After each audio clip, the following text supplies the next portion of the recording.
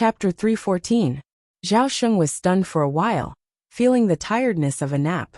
But he immediately jumped up from the ground and looked at the table. The square seal was missing a corner, and the gap was smooth.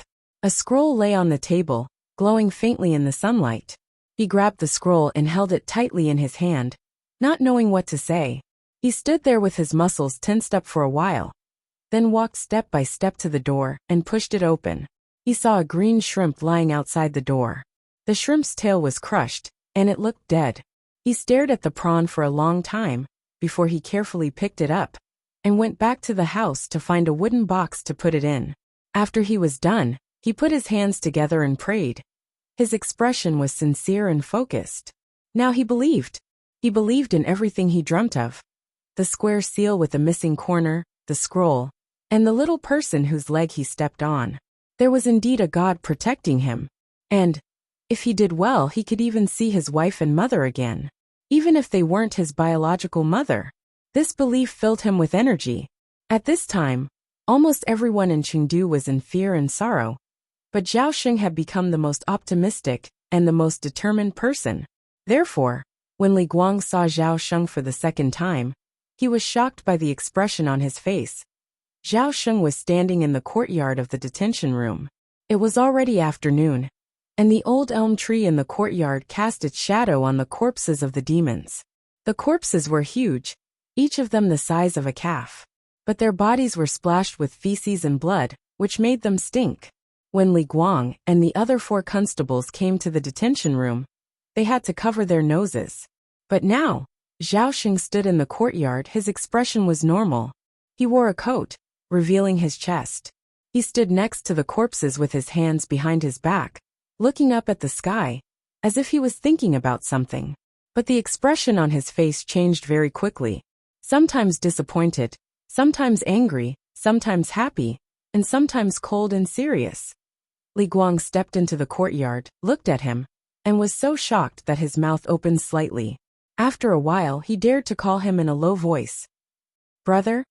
Hearing his voice, Zhao Sheng slowly turned his head and looked at him calmly. After a while, he suddenly called out, "Prince Rong." Li Guang only dared to walk into the yard after hearing his words. She wiped the sweat on her neck with her sleeves as she gasped for breath. "What did Big Brother say?" "Call me Prince Rong." Zhao Sheng did not move and looked at Li Guang sternly. "I've thought it through. When we attack, we must have a good reason. From today onwards, I will call myself Prince Rong. We don't need to clean up the emperor's side. We just need to get rid of that muddle-headed emperor and build a new country." Li Guang stopped in his tracks and frowned as he looked at Zhao Sheng, who was basking in the afternoon sun. He had a bad feeling about this. It had only been 4 hours since he last spoke with Zhao Sheng. However, his big brother Zhao Sheng seemed to be getting more and more deranged. Zhao Sheng smiled and tossed the scroll to Li Guang. "Take a look." Li Guang took it suspiciously. He first looked at Zhao Sheng, then lowered his head and slowly opened the scroll. He couldn't help but widen his eyes. He discovered that the silk scroll was actually formed by a faint golden stream of light. As the silk scroll swayed, it trembled slightly, as if it was floating on the surface of water. Li Guang stretched out his hand in shock, and carefully touched the words. He felt that the scroll was surprisingly smooth. It didn't seem to be made of any material he knew. He raised his head and looked at Zhao Sheng. Zhao Sheng said indifferently, "You should believe me now. Just now, the Dragon King appeared in my dream again.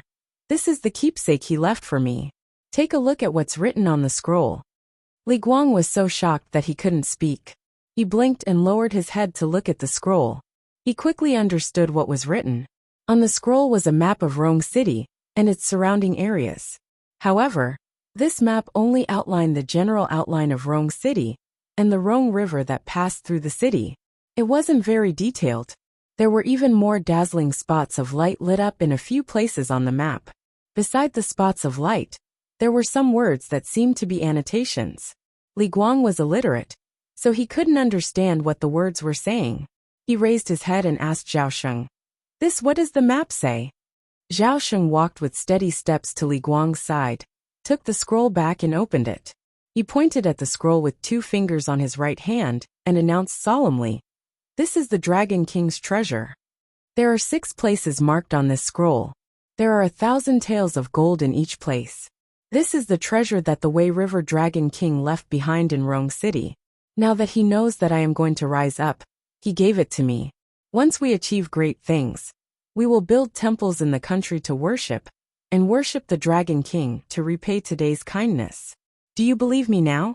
Li Guang was stunned and thought to himself, there are 1,000 taels of gold in each place. There are 6 places in total. That's 1, 2, 3, 4, 5, 6,000 taels of gold. 6,000 taels of gold. The enormity of the sum made his head spin. He didn't even know what 6,000 taels of gold meant. He was supposed to be Zhao Sheng's assistant, so how could he know? Zhao Sheng was very satisfied with his performance. He narrowed his eyes slightly inside. Do you know how much tax Rong City, including Rong City and the surrounding villages and towns, paid last year? Li Guang naturally didn't know. Zhao Sheng smiled. Just a little more than 50,000 taels of silver. Now that we have 6,000 taels of gold, 660,000 taels of silver, do you know how much we can accomplish? God is helping me, Zhao Sheng sighed. If I don't accomplish something great in this world, how can I be worthy of such a favorable time, place, and people? The most important thing now is to call the 4 of them back. Tonight, we will discuss how to get the 6,000 taels of gold. There are 2,000 taels of gold buried in the city, and another 4,000 taels of gold in Hongling. We will also discuss where to buy armor and horses with the money, and where to recruit soldiers. Also, we need to go and welcome 2 people. When he said this, Li Guang finally came to his senses and interrupted him. Brother, I am here to talk to you about this. The Tian brothers, as well as Sun Tong and Zhou Ji, have all run away. Zhao Sheng was stunned, and then he raised his eyebrows. What did you say?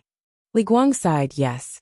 I just took care of things on my side, and went to see how the 4 of them were doing. I was afraid that they would panic if they knew about the rebellion. At this time, the city is in such a mess, so I really can't do anything good. I didn't know that when I went to find the Tian brothers, they were not in the north. Then I went to the west of the city to find Sun Tong, but I found the 4 of them together. When they saw me, they said that Zhao Sheng lost his mind because someone died in his family. We fooled him just now because we were afraid that he would get angry and kill people indiscriminately. That's why we agreed to help him. But now everyone knows that this is a big matter. How can the people of Rong City fight against the demons and the government? So they asked me to come with them to capture you and send you to the Chongfu camp. They said something about making up for their mistakes. Li Guang spat. I am not that kind of person. I said that I would never do such a thing. I also said that your injuries are mostly healed. With your martial arts skills, the 4 of them can only go out lying down. The 4 cowards were scared. They looked at me for a while, and then ran out of the city together. I couldn't stop them. I guess the 4 of them are probably going to the Chongfu camp. Zhao Sheng was stunned for a while and suddenly sneered. For cowards. I was wrong about them. He angrily paced a few steps in the courtyard, and suddenly turned to look at Li Guang. He squinted his eyes and said, just watch. Today is a good time for them to be rich and powerful. But they don't want it. In the future, when we become successful, they will regret it. Don't care about them. The Chongfu camp will know about this sooner or later. But if they want to do anything, they will have to wait for more than a month. At that time, with the help of the Wei River Dragon King, I will be successful, he said confidently, then walked to the demonic corpse and kicked it a few times. Bastard. Watch how I drive you all out of this kingdom. Li Guang opened his mouth and wanted to say something. But when he saw Zhao Sheng's expression, he didn't say anything. That's why I said it has nothing to do with me. Li Yunxin shrugged innocently. He picked up a cup of warm tea and drank the fragrant almonds in his mouth. He looked at Wang Bojian and said, he wanted to rebel. He was now sitting in Munanju. The streets were full of people who ran out and walked around noisily. No one knew what they were talking about. But no one went into Munanju. Li Yunxin thought that the people who suffered from the disaster would come to see if there was anything to eat. According to Wang Bojian, this was because Munanju had a good reputation in Chengdu. They would give out porridge and money every new year. They had also sent people to set up relief points in other parts of the city, so no one came to the main restaurant to cause trouble. But Wang Bojian knew that Zhao Sheng wanted to rebel. Li Yunxin was not surprised that he knew about this. If they knew nothing about what was happening in Chengdu, then they could really focus on the food and beverage industry. So when Li Yunxin sat down in Munanju, Wang Bojian served him a few dried fruits and a pot of tea. He suppressed his emotions and asked this Dragon King, why did he encourage Zhao Sheng to rebel? Zhao Sheng's rebellion was against the Emperor of Yu and the Sword Palace.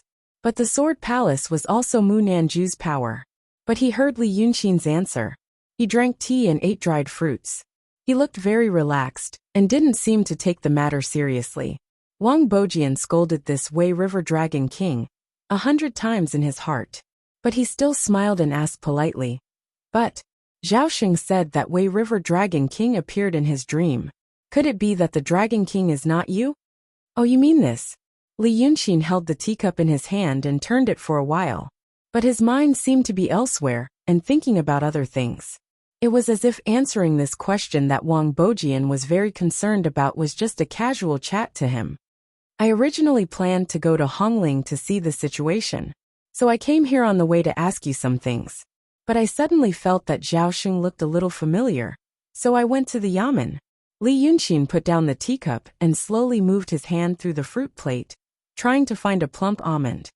Then I heard that he wanted to rebel, so I thought, I wanted to go to Hongling, but Hongling must be waiting for me.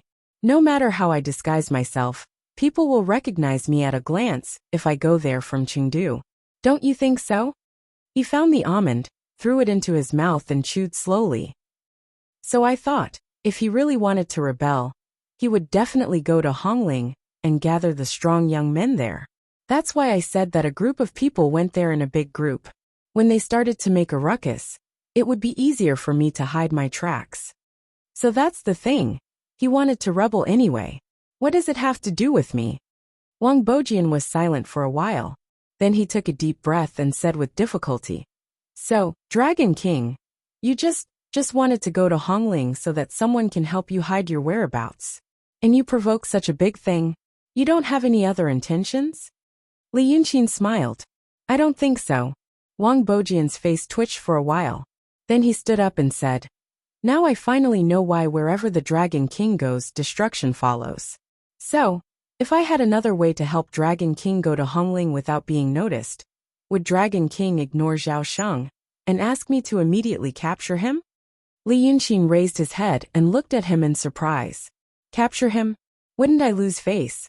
I promised him that I would help him succeed. Wang Bojian finally couldn't suppress the emotions in his heart anymore. He frowned and said, Dragon King, you are too rash. If Zhao Sheng really rebelled, he won't be able to do anything on his own. We don't need to worry about this. But with Dragon King helping him, if he really turns the Yu Kingdom upside down, it will mess up our arrangements. We don't want to see this result. This will cause us a lot of trouble. Li Yunxin thought for a while and looked at him. So I hope Dragon King won't act impulsively. Wang Bojian said seriously, this kind of rash behavior is not desirable. Our arrangements in the Yu Kingdom are interlocking. Once one part goes wrong, the whole situation needs to be adjusted comprehensively. I hope Dragon King can think of another way. But Li Yunxin suddenly laughed and stared at Wang Bojian. Old Wang, have you forgotten one thing? I'm not your subordinate or anyone in your organization. I'm Li Yunxin. I have my own plans for doing things, and I don't need your consent. Whether you think it's appropriate or troublesome, it's not my consideration. I came from the city of Wei to Dongting and here. Li Yunxin tapped the table with his finger. Anyone who I think is rash will not end well.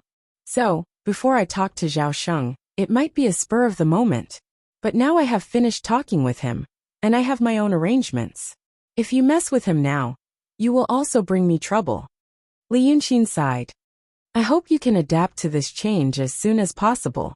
Now there is one more person in Rong City, and your family is no longer the only one. If you want to cooperate with me, you have to learn to respect me.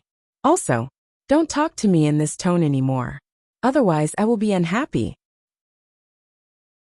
Chapter 315. Wang Bojian was speechless. It was not that he had no words to say, but it was the first time he heard someone voice out his opinion so rationally. For example, "Don't talk to me like that again, or I will be unhappy." This sounded like something a child would say. An adult would at least know how to hide and suppress their emotions. However, he didn't feel any sense of acting unreasonable and shameless like a child. Although Li Yunxin looked like a child in a fit of pique, at least from Wang Bojian's point of view, he believed that Li Yunxin's threat was just a simple threat based on his years of experience in observing people's words and expressions. And the dangerous light in his eyes did not look like a child's at all. Therefore, he was slightly stunned and realized that he did not fully understand the person in front of him. He seemed to be more dangerous than he had imagined. Wang Bojian frowned and sighed. "I was too impatient and spoke without thinking. But Dragon King should be able to understand my feelings." But since Dragon King said this, Dragon King must have his own plans. "Sai, let's talk about this in a few days. But now the most important thing is..." At this point, Wang Bojian suddenly paused. Then he looked up at the sky, as if he had sensed something in the sky. Li Yunxin's reaction was only a little slower than him. After Wang Bojian turned his head, a scroll in his arms started to jump wildly. He and Wang Bojian looked at each other. They both knew that Wang Bojian had obtained some information through their own channels. Therefore, they stood up without saying anything. Wang Bojian walked to the back hall, while Li Yunxin walked to the door. As soon as he walked out, he took out a talisman from his folding fan and turned to a small alley on the west side of Southernwood Restaurant. There were some people on the street, but when they saw him, they only glanced at him and did not pay him any attention. When Li Yunxin walked into the shadow of the alley, he activated the talisman. An invisible force spread out in a small space. This was to cover his tracks and shield him from the surveillance of the nearby cultivators. Then he took out the scroll in his arms and saw a line of words on it. "Kun Wu Zi and second cultivator are going to your place." Li Yunxin frowned. Before leaving Dongting, he left some magic figures for Lu Laodao. They are newly made with the spells of nature he learned from the translucent jade sheet. The distance between Dongting and Rong City is still too far for a virtual realm cultivator like Lu Laodao. Therefore, he uses this method to send messages. Once there is an emergency, he can cast the figure and write some simple words in Dongting, which can be seen on the picture scroll on his side. This kind of communication method was exceptionally troublesome in his time, but now it could be considered a divine ability of the immortals. Now he had received Lu Laodao's message. But what was going on? Kun Wu Zi and two other cultivators are heading towards me? How did Kun Wu Zi know that he was in Chengdu? Why did he leave the Cloud Mountain? Didn't they say that he would go to the stone chamber to reflect on his mistakes after the matter was settled? He stopped thinking about it and walked out of the alley. As soon as he took 2 steps, he saw Wang Bojian poking his head out of the big window of Nanju. Wang Bojian's face was gloomy. "Dragon King, people from Daotong are coming here." Li Yunxin shrugged. "I just knew it." Wang Bojian stared at him for a while. "There are 3 people in total. They are not far from here. We are still looking for their whereabouts. Are they here for Dragon King?" "I don't know," Li Yunxin said as he raised his head and squinted at the sky. "Don't look for them. They are above us." Before Wang Bojian could react, a breeze rises from the ground and goes up to the sky with a buzz. Li Yunxin, who stayed in the same place, walked into the door of Nanju. As soon as he stepped over the threshold, he turned into light spots and dissipated. Only then did Wang Bojian realize that Li Yunxin's real body had gone up with the breeze. The one left behind was just a shadow, who didn't want to show his skills in the street. He looked up at the sky. In the azure blue sky, there were only a few palm-sized clouds. At this time, the sun was already showing signs of leaning to the west, so the edges of the clouds were plated with a faint golden color. Wang Bojian thought that Li Yunxin and the 3 guests were in one of the clouds. The clouds looked small, but in fact, each one was several times the size of Chengdu. He stared at the sky for a while and sighed slightly in his heart. In fact, he really wanted to go up to the sky and have a look. But he couldn't be like Li Yunxin and soar up to the 9th heaven. That kind of feeling should be very pleasant. The three uninvited guests were indeed in the clouds. The soft clouds on the ground changed their appearance in the sky. They were huge and thick, like a towering mountain hanging high in the blue sky. This mountain wasn't flat and undulating, but there were many small peaks and valleys formed by water vapor. The three people were in the clouds. A figure stopped in the valley formed by the fog, and his whole body was enveloped by golden light. This figure didn't seem to have a physical body, but something like a soul or a ghost. Looking at the outline, he vaguely looked like the sect leader of the Langya heavenly abode Kuan Wuzi. But if one looked closely, they couldn't see clearly, because there was a golden light circulating around his body. And if one looked closely at the golden light, one would gradually realize that it was two golden figures, two men wearing tall hats and big sleeves. The figures of these two men were flat, as if they were people on a piece of paper. They revolved around Kuan Wuzi's body and formed a golden light barrier, enveloping him inside. Kuan Wuzi didn't seem to be in a good situation. His body was flickering, as if it was about to dissipate. He floated straight in the air with his eyes closed, as if he was trying hard to maintain his form so that it wouldn't dissipate. Logically, Kuan Wuzi in this state should be very weak. But 100 meters away from him, the two pursuers in the misty mountain didn't move forward, as if they were deeply afraid of him. These two people didn't have any special characteristics. The two men seemed to be in their 30s. Their faces were ordinary, and they had an ordinary beard. They were wearing a Taoist robe that didn't have a single wrinkle. One of them was holding a golden rui scepter, and the other was holding a small bell. When Kuan Wuzi stopped, they also stopped and stared at him for a while. The one holding the rui scepter said, "You also know that you won't be able to hold on for long. You are a soul. The other body you possessed was already injured. And when you were expelled from that body by the sage, you were injured again. You were even heavily injured by me once on the misty mountain." The cultivator sighed. "If I were you, the most important thing I should do now is to think of how to dissipate my soul as soon as possible, instead of running away. Otherwise, if you fall into our hands, you can't imagine the feeling." Kuan Wuzi still didn't speak, as if he didn't have the energy to speak. His fingers fluttered in the golden light barrier, forming all kinds of hand seals. However, the figures of the two protectors that revolved around him became fainter and slower, as if they would dissipate at any time. The cultivator holding the bell frowned and said in a low voice, "He looks like he can't hold on anymore. Right now, he's just stalling for time and bluffing. You use your rui scepter. I use my bell of primal chaos. Even if we have to destroy these two magic treasures, we have to take him down as soon as possible to prevent any accidents from happening. He has the along the river during the Qingming festival in his hands, one of the octave treasure's ancient scrolls. If something unexpected happens and the sage blames us, you and I," the cultivator holding the rui scepter sneered. "Something unexpected happens? I'd like to see how he's going to do that. Colluding with demons. Humph. If I wasn't blessed by the heavens, I wouldn't be Pu Songzi now." Pu Songzi.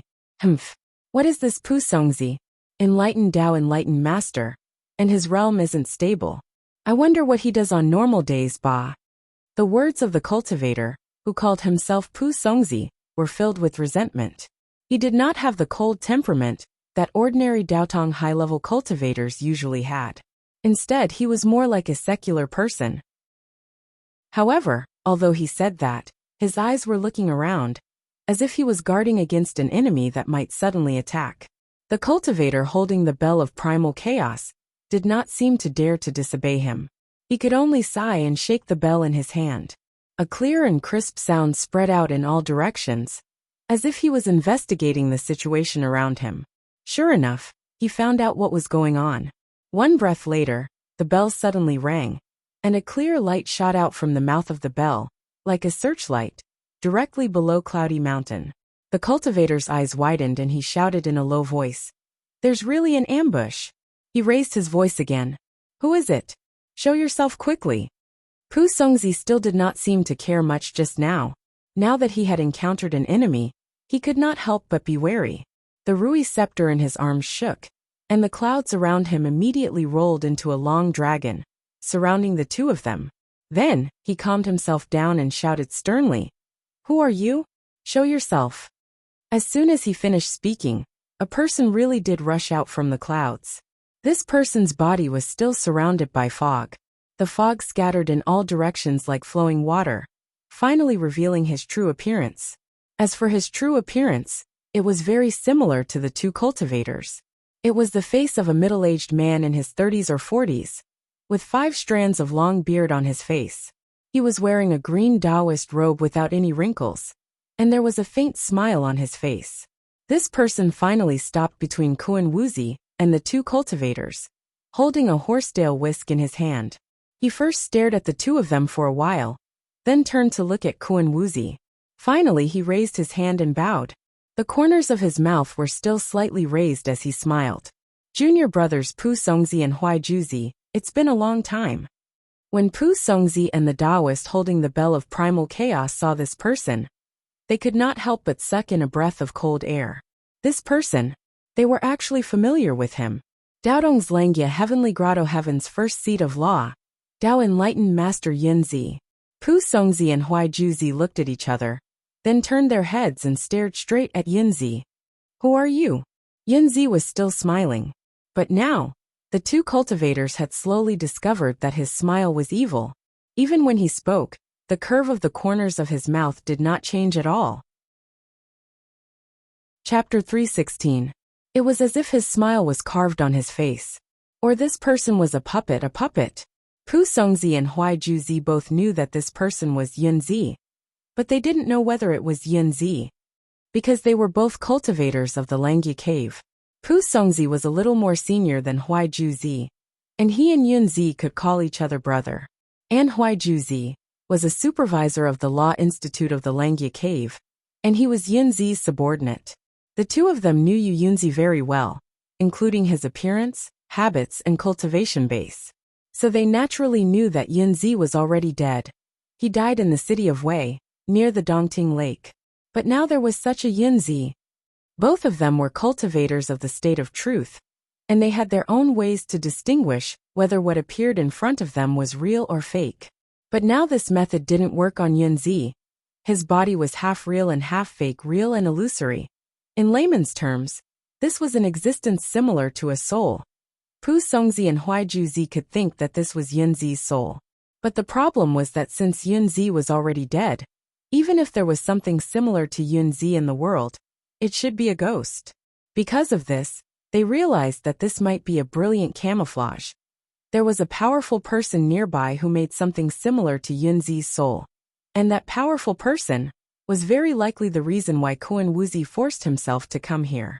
So the two cultivators quickly moved their eyes away from Yunzi and watched the situation around vigilantly. Huai Juzi said loudly, Taoist Yunzi is a high-level cultivator of the Langia cave in Daotong. Which powerful person is doing this? So disrespectful. Do you want to be the enemy of Daotong? Of course, no one paid attention to him.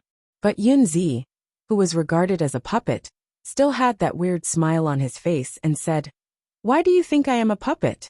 I know you. He raised his hand and pointed at Huai Juzi. Your grandfather was a tribal chief in the barbarian lands of the north. Your secular surname is Jin. Your secular surname is also Jin. Later on, your grandfather did some shady business, stole other people's merits, and became the ruler of a country. So he sent you to Yunshan to learn Tao. Let me think. I can still remember what you looked like when you were 20 or 30 years old. He could be said to have a big heart and a fat body. Now that you say it, hee. Yunzi grinned. You're actually a fat, stupid pig. In the secular world, you are also called Sanpang. So your fellow Taoists call you Sanpang. You didn't like it, so you came to my place and rolled on the ground, throwing a tantrum. You pushed your mouth into the mud and told people not to call you that anymore. I was also annoyed by your ugly appearance, so I gave you the Taoist name of Huai Juzi. At this point you actually don't recognize me. When Huai Juzi heard this, his eyes widened and he cried out, What third fatty gene? This has never happened before. Then he turned pale. How do you know these things? Yunzi laughed. You stupid thing. Do you think I don't know what kind of person you are just because you cover up people's mouths? Even now, you're still a stupid yes man by his side. When have you ever improved? After saying this, he didn't look at him, and turned to look at Pu Songzi. But he looked at him for a longer time. The smile on his face finally dissipated. After about 3 breaths, this Yunzi stretched out his hand and pointed at him. You're not Pu Songzi. When he looked at Pu Songzi was also looking at him. Now that he heard his words, he wasn't as surprised as Huai Juzi was. He only laughed coldly. Oh, why am I not? Pu Songzi. In the vast sea of clouds, Yunzi narrowed his eyes and looked at him. Pu Songzi and I are from the same sect, and we call each other senior and junior brothers. What kind of relationship do you think we have? Let me tell you, he's my younger brother. Only Kuan Wuzi and I know about this. When he saw me, he definitely wouldn't look like you now. Who are you? Pu Songzi and Huai Juzi looked at each other again and frowned. They originally thought this couldn't be Yunzi's godly soul. But now he actually said all these things. And they were all true. The 2 perfected masters didn't know how to do this. To control a perfected master's godly soul? No. Yunzi's godly soul shouldn't have existed for a long time. At this moment Kuan Wuzi, who was behind Yunzi, suddenly said something. His voice was hoarse, and it seemed weak in the high sky, as if it was being blown away. But the 3 of them heard it clearly, because this was the first sentence that Kuan Wuzi had said since he left the Cloud Mountain. They won't fall for your trick. After he said this, his hands that were forming seals suddenly stopped. So the golden protectors that were originally surrounding him paused for a moment. Then both turned into flowing lights and returned to his palm. There was a picture scroll in his palm. But this picture scroll was very strange, because it looked really too small. It was only the size of a palm. But this palm still counted the scrolls and paper on both sides. The real picture itself was only about the size of half a palm. Moreover, the drawing paper was not a regular shape, but an oblique triangle. It was as if the painter had casually torn a piece of paper, or simply made a few strokes on a piece of scrap paper to create this drawing, which was then worshipped by later generations as a treasure. Now Pu Songzi and Huai Juzi's gazes were focused on that picture.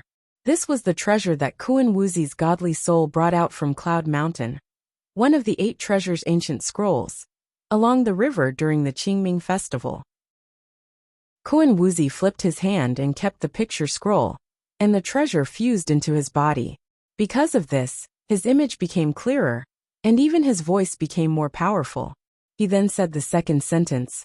I brought this out, and since I met you, I'll give it to you. You definitely want it. But you have to protect me, and you have to make these 2 stay. His words turned out to be directed at Yunzi. But Huai Juzi frowned and asked Pu Songzi. What did he say? Who is he talking to? Pu Songzi's expression wasn't that good now. He finally straightened his face, and looked around anxiously. He's here, he muttered in a low voice, and at the same time retreated a distance.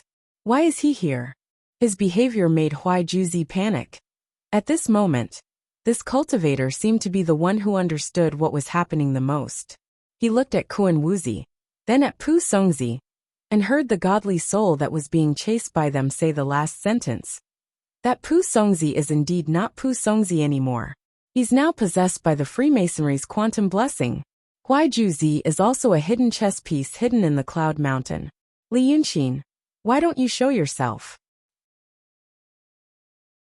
Chapter 317. Kuan Wuzi said this name. This name was like a curse. Pu Songzi, or Fu Liangzi. Fu Liangzi's face changed instantly. He had been looking around in case someone was ambushing him. Now that he confirmed this from Kuan Wuzi's mouth, he couldn't stay here anymore. He waved his sleeve, and the rui in his hand immediately grew dozens of times, turning into a small jade boat. He waved his hand again and took Huai Jiezi, who was not far from him, over. He picked him up and stepped onto the jade boat. He made a gesture, and was about to leave. One breath ago, these 2 people were still confronting Yunzi and Kuan Wuzi. One breath later, they wanted to escape after hearing the name. Huai Jiezi couldn't accept this like Fu Liangzi. Thus, at this moment, Fu Liangzi activated his spell, and wanted to escape immediately like a bird startled by the twang of a bow. However, Huai Juzi grabbed his hand and broke his spell. Senior martial brother, what are you doing? Why are you leaving? Fu Liangzi's eyes widened. This is a trap. Kuan Wuzi, that old monster, deliberately led us here. Li Yunxin is here, not in Dongting. Huai Jiezi frowned again. Li Yunxin? What about Li Yunxin? Fu Liangzi opened his mouth, as if he wanted to say something. But the next moment, he closed his mouth tightly and decided not to waste any more time. He kicked Huai Jiezi down. Think about it yourself. Don't kill me. In the sky, he naturally couldn't kick someone down. But Huai Jiezi was caught off guard and was kicked over a few times. The Rui under Fu Liangzi emitted a burst of blue light and was about to escape. Then he finally heard Li Yunxin's voice. It was such a good thing. But you just had to make it so boring. An elegant young man in white suddenly broke through the thick clouds and flew into the sky. The clouds and mist on his body dispersed bit by bit. His fluttering clothes were plated with a layer of pale gold by the sun, making him look like a golden-armored immortal. Who else could it be but Li Yunxin? Fu Liangzi naturally recognized him. Without another word, he flew away. But just as he was several feet away, he heard Li Yunxin sneer. Run? The faster you run, the faster you die. Fu Liangzi was someone who had suffered at the hands of Li Yunxin. When he was in the city of Wei, Kuan Wuzi, who was still alive, told him to be careful with Li Yunxin, but he didn't take it to heart. But now, he understood that Kuan Wuzi's words weren't false.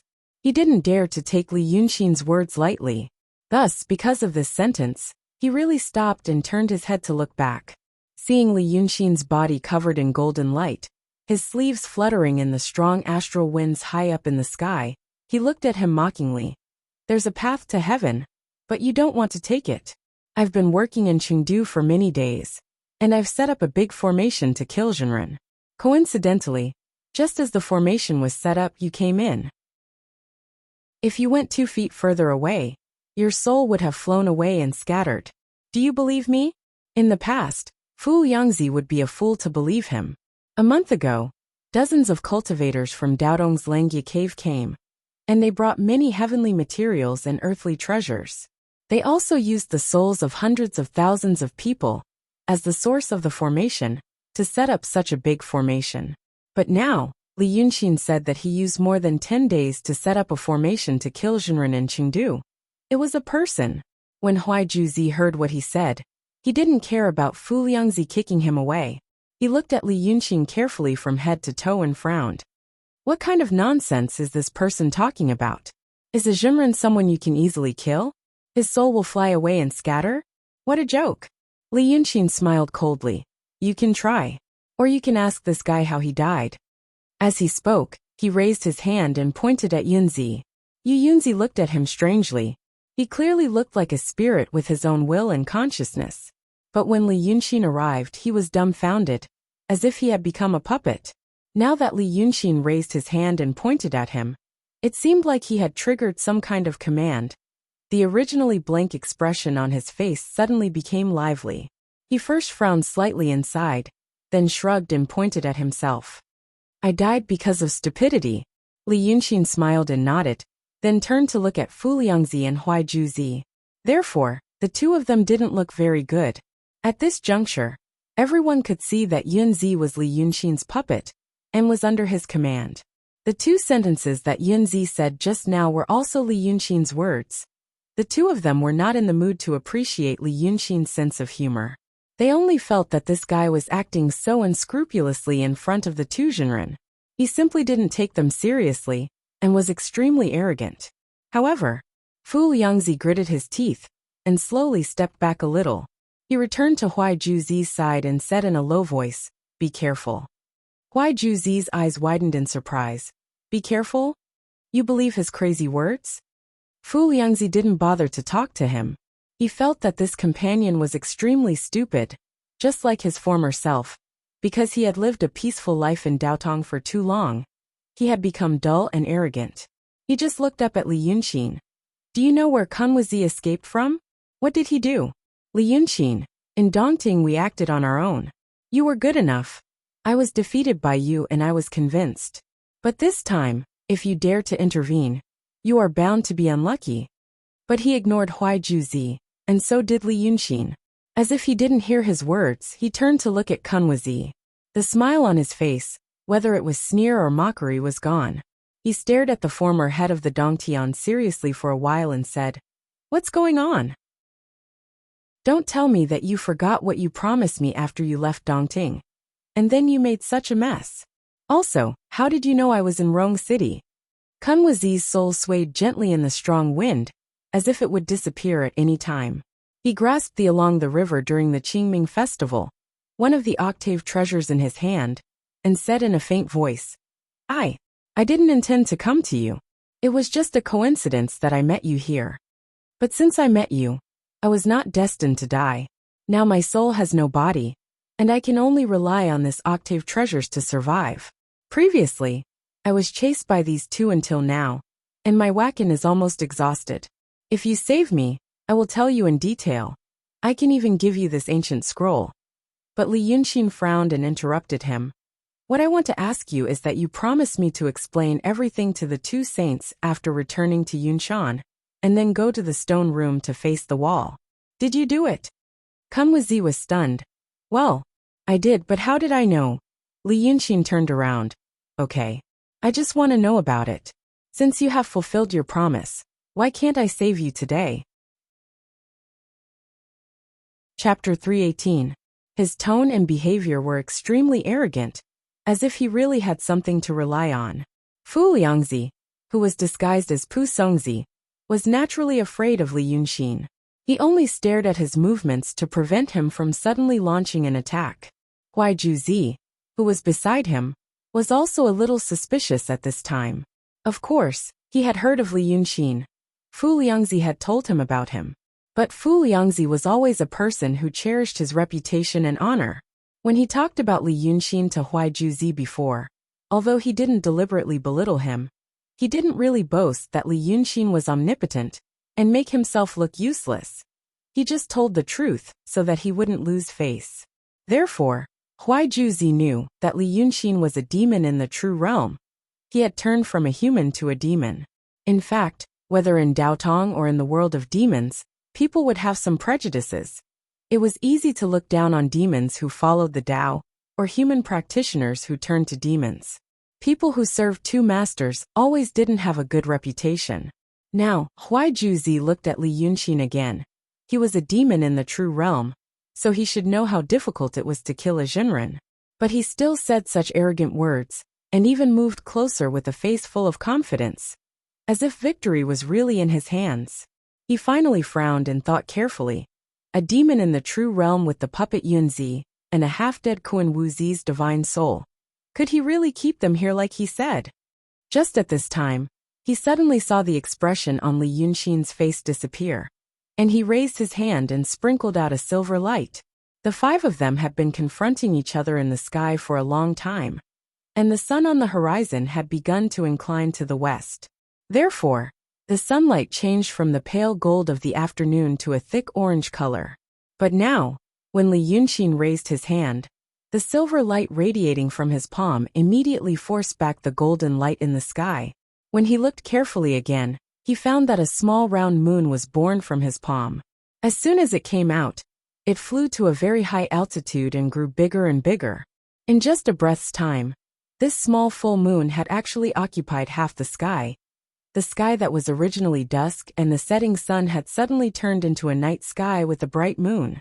Suddenly, the sound of stringed instruments came from the horizon.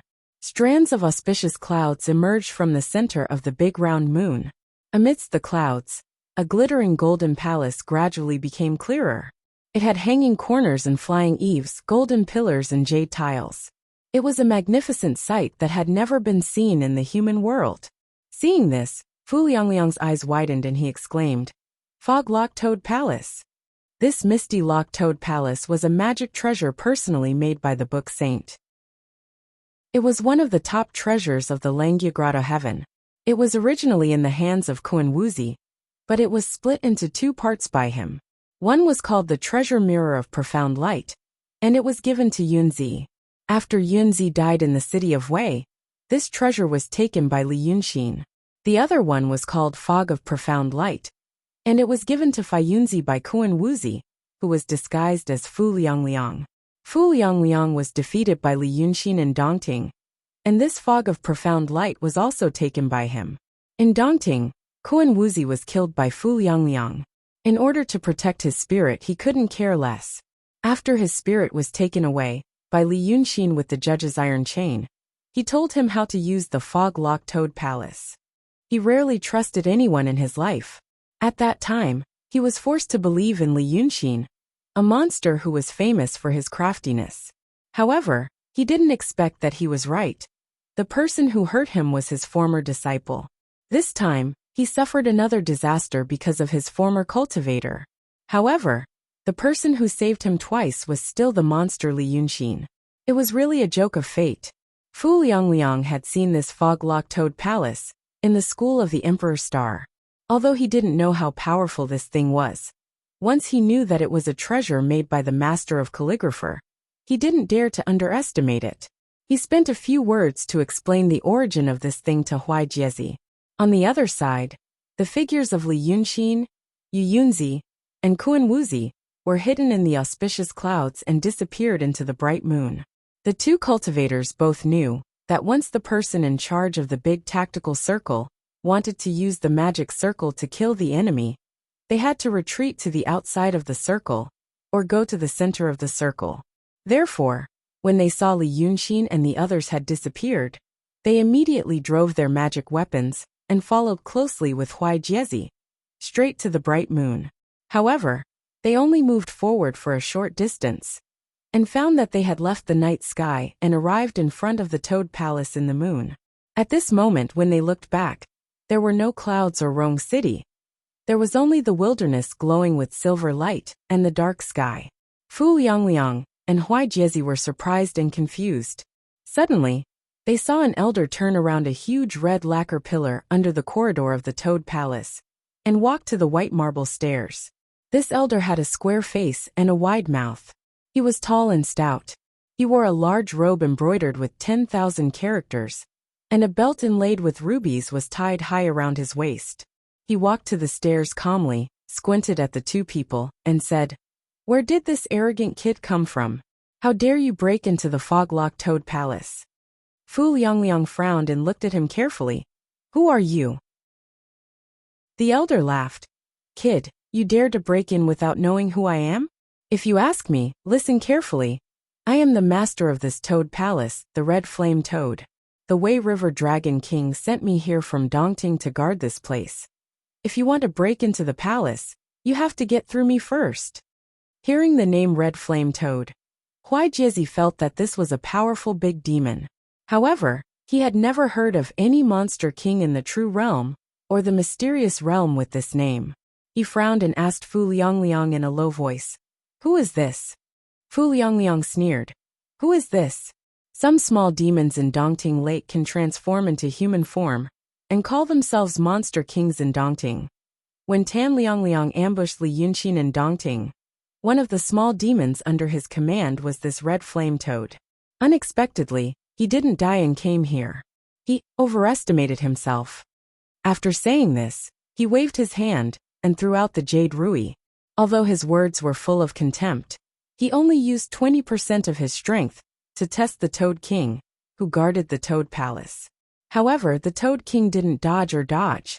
It blankly took the blow and was scattered with a buzz. When it was in Dongting, it was only a monster in the emptiness realm. How could it withstand the strength of a Taoist in the true realm? However, when Fu Liangliang was about to sneer, he found that the Toad King, which had been scattered and turned into light spots, gathered together again and laughed. "Do you know what the Toad Palace is? My moon Toad Palace hangs high in the sky. Every day, countless people look up at the moon. As long as one person looks at my Toad Palace, the power of incense and wish will extend my life by one breath. You are just two little Taoists.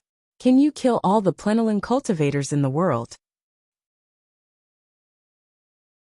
Chapter 319. So it's this thing. Fu Liangzi frowned slightly and said in a low voice, "This blazing red toad seemed to be dead. Li Yunxin used some method to store his soul into this magic treasure, and made it the array spirit that guarded the illusion. Based on the current situation, Although this Ju-toad's cultivation level was low, he had the array to prolong his life. The two of them couldn't kill him for the time being. But it was just couldn't be killed. This thing was more like a smokescreen. If they swaggered in front of this Ju-toad, he couldn't do anything to the two cultivators. But was this the true use of the magic treasure Misty Toad Palace, made by the master of calligrapher? To create an unkillable array spirit in the illusion? What was it used for? There should be some other mechanism. Fu Yangzi gritted his teeth. He didn't care about the Toad King's mockery. Instead, he took a step back and shook his head at Huai Jiezi. Be careful. Huai Jiezi looked at him and sighed. I think you've already entered the absurd state. Look at yourself. He took a step back and looked at Fu Yangzi up and down. Previously, when you heard that Li Yunxin was coming, you fled in panic and didn't even care about your demeanor. Now, you've met this little demon with low cultivation level. Instead of advancing, you retreated. Think about it. What kind of you were in the past? And what kind of you are now? Has that Li Yunxin already become your inner demon? Fu Liangzi frowned. Don't talk to me with such an attitude. Entering the absurd state, inner demon? This kind of thing, only the five of you elders, would be able to do it. I'm Fu Liangzi, I'm the ninth one. You don't have the right to lecture me about the cultivation of our sect. Although Huai Jiezi's tone wasn't good, he had good intentions. He wanted to wake him up. Unexpectedly, not only did this Fu Liangzi not appreciate it, he even lectured him. Both of them were cultivators in the true state. Logically speaking, a perfected one should have been furious after being insulted like this. But Huai Jiezi just stared at him and did not refute him. It seemed that what Fu Liangzi said was the hard truth, and this Taoist priest, whom he called Pai Liangzi, had no room to refute. But he wasn't in a good mood to talk, so he vented his anger elsewhere. He looked to his left and right, and his old hatred for being kicked off the Rui by Fu Liangliang finally welled up in his heart. He raised his hand and used his knuckles to knock on the bell in his hand. Break for me. They didn't see the bell ring, but the scene in front of them immediately faded like the tide following his words. The Toad King, Toad Palace, and the moonlight faded. The wilderness further away, and the dark sky also faded, revealing the face behind. And after that there was nothing. Half of the sky was dyed red by the sunset glow, and a large mass of gold-plated clouds. This scene was very familiar, as if it was the sky before they had entered the illusion. However, the Misty Lock Toad Palace was a magic treasure made by the sage of calligrapher. How could it be broken by a true state cultivator striking the bell? Fu Liangzi couldn't care less about Huai Jiezi, who was acting blindly without thinking, and focused his attention to observe carefully. Just now in the Toad Palace, he easily knew that it wasn't the real world, but an illusion. Now that he was in such a scene, he looked again. After a full quarter of an hour, he still couldn't find any loopholes. This second illusion was actually terrifyingly real. He turned his head and glared at Huai Jiezi. Do you know now? Let's see how you can escape. Huai Jiezi didn't speak but frowned. He also looked for a full quarter of an hour. But just like Fu Liangzi, he found nothing. This second illusion was impeccably real. At this time, he finally realized that something was wrong. Just like what Fu Liangzi had said, he didn't dare to act blindly without thinking. At this moment, Li Yunxin and Kuan Wuzi were in the clouds and mist. He waved his hand and recalled the puppet Yunzi beside him. He frowned and looked at the flickering divine soul opposite him. I don't know how long I can trap them, but you better make a long story short. What happened? Why did you come here? If not for me, who else are you looking for? Kuan Wuzi had just received a breath of spiritual energy from Li Yunxin. At this moment, his expression relaxed a little. He looked down at his feet. Chengdu could be seen from here. Such a city was like a child's toy, placed crookedly in a small basin among the mountains. Then this former leader of the heavenly grotto said, Haven't you already set up here for several days? Why can't you trap them? If you let them escape today, Fu Liangzi is right. It will be a big disaster for you. What the hell did I set up? Li Yunxin frowned. I just wanted to do something here. And you lured these two things here. Where did I get the time to set up a trap? I was just scaring them. Look at you. Were you ambushed on the way back to Cloud Mountain? Kun Woozi was stunned. Then why are you still talking here? Take me away from here to the southwest first. I'll tell you in detail on the way. Li Yunqin laughed. I think it's better to talk here. You see, I'm a demon of the true realm, and I can't deal with two human cultivators of the true realm. If they escape later, I can only make a feint and make you stay here to stall for time. Then I'll take my time to come up with a long-term plan. So the current situation is, tell me what I want to know first, then I'll consider whether to take you away or not. Kun Woozi widened his eyes. You're telling me this? Look at me now. He became crazy for no reason. He even grabbed his hair bun with his right hand and fiercely pulled it, as if he wanted to pull it out. However, his current appearance was that of a divine soul, so there was no need to pull his hair. Such a fierce pull actually made his head elongate, making his facial features look twisted and comical. He didn't have any demeanor of the former leader of the Langia Heavenly Grotto. Look at me now. With my current appearance, my Tao heart is long gone. My cultivation is also ruined. What can I lie to you about? He shouted at Li Yunqin. At the same time, he waved his hand and threw along the river during the Qingming festival to him. I'll give this to you now. Do you believe me now? Li Yunqin reached out and caught the ancient scroll steadily. Without looking at it, he put it into his fan. Then he sighed. Yes, I also feel sorry to see you like this. But in case I become as pitiful as you still have to tell me what happened. Kun Woozi froze for a while. Then he gritted his teeth and laughed. Good. You have a heart of iron. Hee. Li Yunqin, guess why I didn't want to tell you what happened before? Do you still remember when I saw you at the Dongting? How you got the illuminating jade slip from the hands of the Lord Dongting? And how you made me give up the idea of taking that thing away? You said it was the secret of the two sages. If I knew that secret, I would definitely not have a good ending. But now, hey, my Tao heart and cultivation are gone. But I even have some secular feelings in my heart. I appreciate that you saved my life twice, so I don't want to drag you into big trouble. But since you must listen to me, don't blame me. Chapter 320. Li Yunqin is slightly stunned because of his words. He doesn't expect that Kun Woozi will fall into such a situation. He also doesn't expect that Kun Woozi will thank him for saving him twice. However, at this moment, Kun Woozi's soul has come close to his ear. This Taoist who used to be in the Tao Insight realm is holding back a crazy energy at this moment. He doesn't care that Li Yunqin may wave his hand and break him up by instinct. He doesn't breathe. He only has a shadow-like body. The cold aura of this body sent chills down Li Yunqin's hair. Then he said in an equally cold voice, I'll tell you now. Not only have I returned to the Yunshan orthodoxy, I've also met the sage. As he says, he slowly hovers around Li Yunqin. He looks at Li Yunqin with one eye and looks around with the other eye. It seems that he is afraid that someone will suddenly rush out. His funny and weird look reminds Li Yunqin of Yunzi. When he first met Kun Woozi, Yunzi was already a remnant soul. It was the peak state where he was about to lose his mind. Now Kun Woozi also ends up like this.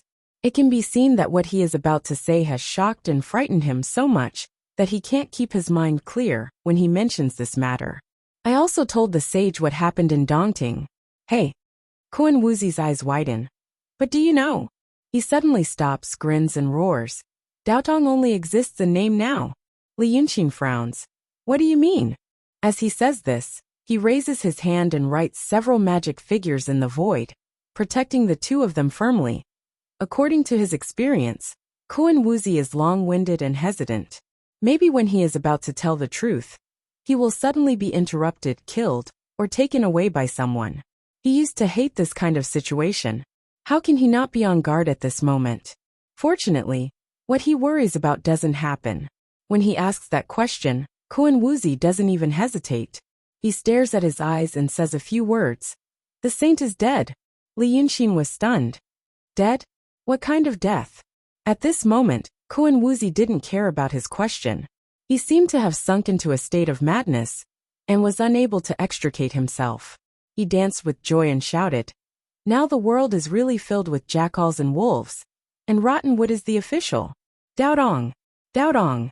What did Daotong look like after tens of thousands of years? The sage is dead, and the righteous path in this world no longer exists. Then he squinted at Li Yunxin. What kind of death? Heh, a saint hasn't ascended for 2,000 years. What kind of death could there be? You mean? Li Yunxin's heart was beating wildly. He deliberated over his words, afraid that Kun Wuzi would misunderstand and give him the wrong information. You're saying that the two sages haven't ascended for a long time, so their corporeal bodies have reached the end of their lifespan. Their corporeal bodies have collapsed and died, and their divine souls no longer exist? Kun Wuzi sneered.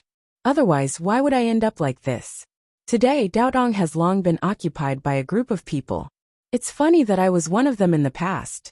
When I went back to Daotong to talk about the Freemasonry, do you know what the holy masters of the other caves said?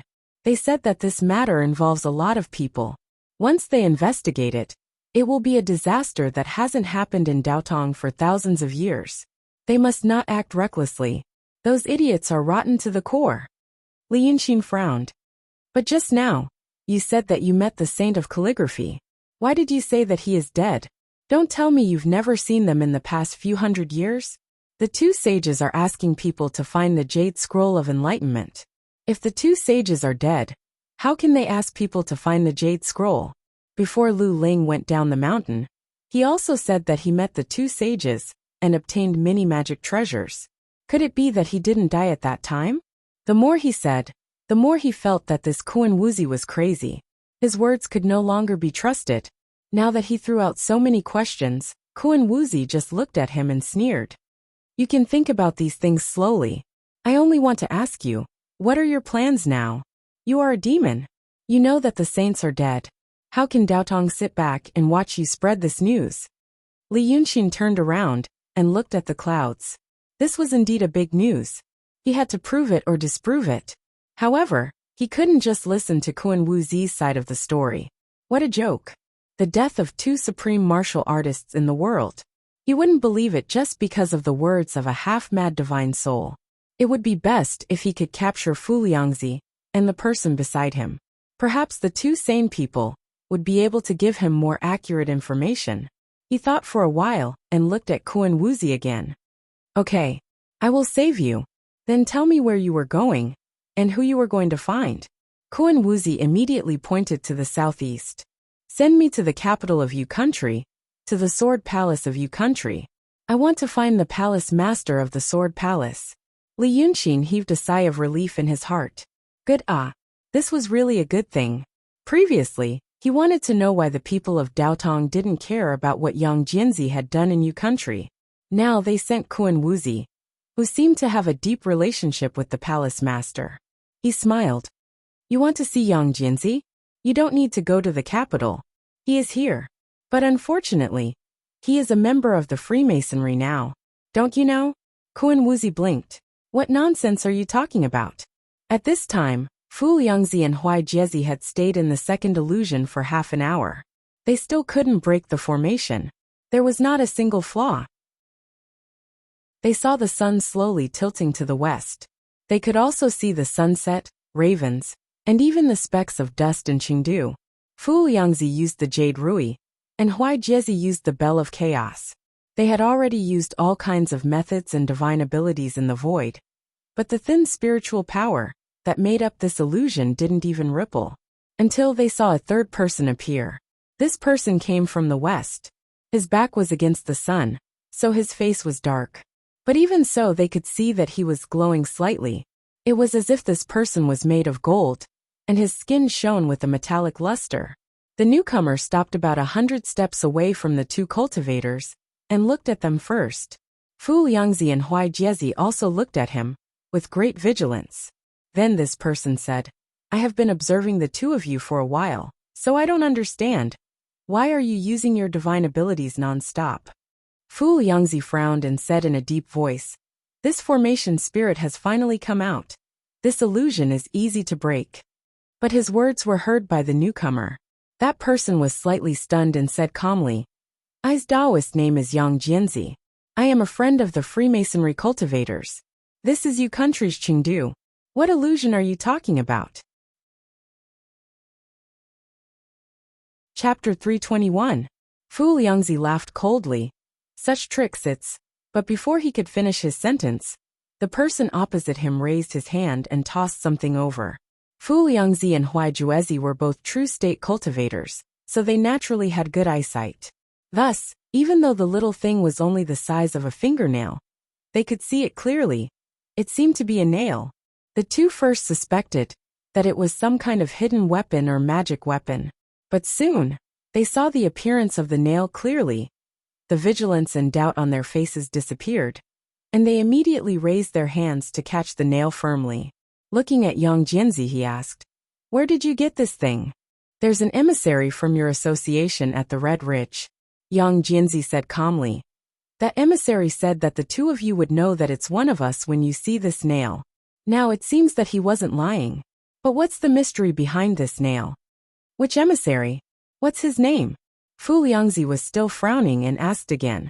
"The emissary calls himself Xiao Yaozi."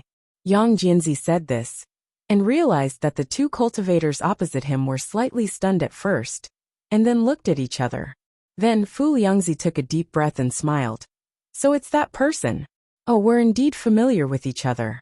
As for the mystery behind this nail, he lowered his head and looked at the nail carefully. Huai Juezi was also looking at it. Because of this small thing, the two seemed to have fallen into a brief memory. It was as if they were lamenting a certain period of time in the past, and also as if they were regretting something. But in the end, they quickly broke away from that state of absent-mindedness, and threw the nail back to Yang Jianzi.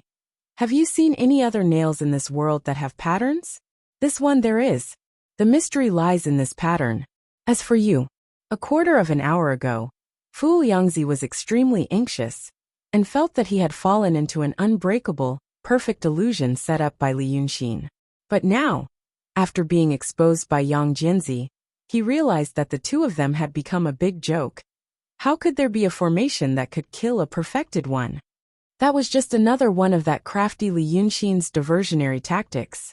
Previously, he was plotted against because he didn't care about Li Yunxin. This time, he was plotted against because he cared too much about Li Yunxin. Moreover, he was plotted against in such a low-level and ridiculous way. His heart was already filled with raging hatred and humiliation. But how could he show those emotions on his face, especially in the face of such a self-proclaimed friend of the Freemasons? He knew what a friend of the Masons was. Thus, he gritted his teeth slightly to suppress the turbid air that was welling up in his throat. He continued, "As for you, what is your current identity? What's his cultivation?" As he said this, he unconsciously raised his face and narrowed his eyes. If Li Yunxin saw this expression, he would know that this meant that Yang Jianzi was placing himself on a higher level, like a senior asking a junior something. However, Yang Jianzi did not seem to care about this. He calmly bowed and answered, "I is now a perfected one who has attained the Tao, the former master of the Sword Palace of Yu country. Master Xiao Yaozi has been inspecting I for more than 5 years. Now he said that as long as I accomplish something big and pass the inspection, I can become a guest of the Freemasons." Fu Liangzi smiled. "Guest. So you do have some skills. Although the status of a guest of the Freemasons can't be compared to us, the disciples of the elders, it's still, well, not bad." Then he narrowed his eyes and looked at Yang Jianzi again. "So what big thing do you want to accomplish?" Yang Jianzi smiled. This was the first time Fu Liangzi saw this person smile. But when this smile appeared on his metallic face, it made him seem even colder. "It's to capture Li Yunxin," he said. "Master Xiao Yaozi previously calculated the whereabouts of your two disciples, so he asked me to come and assist you. When I came, I seem to have found traces of Li Yunxin. He's not far from here. Then, I saw the two of you casting spells on the void. Because I didn't know what kind of supernatural power you two were casting, I watched for a while." Fu Liangzi's face alternated between white and green. He loudly interrupted Yang Jianzi. "Since you sensed Li Yunxin, why didn't you stop him? Now that he's escaped, you're blaming us? That Li Yunxin was bluffing just now. We were just acting cautiously. What are you afraid of?" "And fellow Taoist, Yang Jinzi waited for him to finish his storm-like reprimand before saying slowly, "But that Li Yunqin didn't escape." While looking at the stunned Fu Liangzi and Huai Jiezi, he stretched out his hand and pointed to the side. "Isn't he in that cloud? The two of you didn't know about it?" Fu Liangzi blankly turned his head to look. When Li Yunqin appeared previously, the few of them were confronting each other in the cloud. But the clouds in the sky could also move. Now that huge mountain-like cloud had already moved a considerable distance, and was thousands of meters away from the three of them.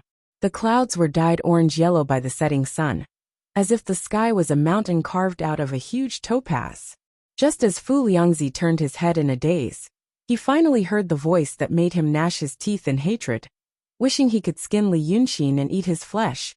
"You see, the Yang Jinzi you're looking for is here." Li Yunqin really came out from that mountain of clouds. He led Kuan Wuzi, who was beside him, and flew several hundred meters forward. When he could see clearly, he pointed at Yang Jinzi, then turned his head to look at Kuan Wuzi. "Like I said, this person has already joined the Freemasons. If you go looking for him, won't you be walking into a tiger's den?" Fu Liangzi suddenly widened his eyes and roared furiously, "Li Yunqin, you dare to make fun of me? A scholar prefers death to humiliation." But Li Yunqin ignored this scholar. Kuan Wuzi also looked at Yang Jinzi, stunned for a long while, unable to speak. Li Yunqin, on the other hand, smiled faintly and moved forward again. He looked straight at the former Sword Palace Lord, who was glistening in the setting sun, and nodded. "You've only been in Chengdu for 2 days, but your name has already spread like thunder." Yang Jinzi looked at him calmly. Before Dragon King came to Chengdu, his name had already spread here. "I can't compare myself to Dragon King." Li Yunqin was silent for a while, then tilted his head and looked at him. "You're an interesting person. I've heard some things about you. If you weren't on the wrong side, you'd be a good friend. But now, Palace Lord has his own business. Why did you join the Freemasons?" Yang Jinzi smiled. Dragon King was originally a person who lived a carefree life. But didn't he also join the demons? This world is full of changes, and we just have to go with the flow. Now that the situation has come to this, Dragon King, I have a presumptuous request. Chapter 322. Li Yunqin thought for a while. "Speak. Please leave for today, Dragon King." Yang Jinzi stopped smiling, and looked at Li Yunqin seriously. "These two beside me are outstanding disciples of the Freemasonry. Today, I am not prepared, they are not prepared, and Dragon King does not seem to be prepared either. Therefore, if we really fight..." Fu Liangzi was stunned at first, then reacted. He raised his eyebrows and shouted in a low voice, "How dare you be so cowardly?" But Yang Jinzi continued, "If we really fight, once these two outstanding disciples are injured or killed, it will be hard for me to explain to the Freemasonry emissary. Just like how Dragon King is eager to make contributions at the Wei River to please the Dragon God, I also have people I want to please." Fu Liangzi was furious. "You arrogant wild Taoist. You are merely at the true state, and you practice unorthodox martial arts. You must be a demon, and now you want to pretend to be an expert in front of us." He was first deceived and humiliated by Li Yunqin, and he was already suppressing his anger. Then, Yang Jinzi saw how stupid he was. But Yang Jinzi looked calm and steady, which was a world of difference from his current appearance. Therefore, he had developed a subtle jealousy towards this friend of the Freemasonry, which he was not willing to admit. Now, he realized that not only did Li Yunqin look down on him, even Yang Jinzi looked down on him. He could no longer endure it. Fu Liangzi clenched his teeth. At least he could no longer endure it with Fu Liangzi. Therefore, he suddenly turned around and glared at Yang Jinzi fiercely. "Today I will show you." But Yang Jinzi did not even look at him. He only stretched out a hand. It was a pale gold hand with 5 slender fingers held together. This hand was like a sharp sword, pointing straight at Fu Liangzi's chest. They were 100 meters apart. Then, before Fu Liangzi could say, "You dare to attack me?" a cloud of fog suddenly exploded in front of Yang Jinzi. It was as if someone had cracked a whip. A crisp "pa" sound rang out, echoing far away in the empty sky. And all this happened in a breath's time. Yang Jinzi quickly retracted his hand and continued speaking to Li Yunxin. Then Dragon King should know that I am not afraid of fighting. It is just that an opponent like Dragon King is hard to find. This is like an old man seeing a rare delicacy. He would not be willing to swallow it, but he must savor it and find the beauty within.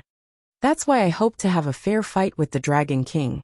That's the real joy of life, said Gu Shenwei. But Li Yunxin did not answer him immediately. Li Yunxin turned to look at Liangzi. Just 2 breaths ago, this fortune quantum master was still fuming with rage. He looked like he was about to brandish the jade rui in his hand and rush over to teach Yang Jianzi, this foreign chamberlain, who did not know the rules, a lesson. Yang Li Liangzi long, but he Li Ling, Li and Li Liangzi, and as if he, because his magic treasure was broken. From the middle, it was cut into 2 pieces in his hand. The cut was as smooth as a mirror and could reflect a person's face. Even the strictest noblewoman would not be able to find the slightest irregularity. But this was a magic treasure. How could a magic treasure be fragile and easily broken? Moreover, this magic treasure seemed to have been sliced apart by Yang Jinzi just now. He had used his palm and the power of his body to unleash an incomparably swift and fierce palm wind, or to be more accurate, sword qi, which had sliced apart the Rui scepter. However, it had not harmed Fu Liangzi at all. This was a terrifying declaration of power. This declaration made Li Liangzi shut his mouth and stared at Yang Jinzi with wide eyes. He knew how unbelievable it was that the magic treasure, could be cut in half with a casual wave of a hand.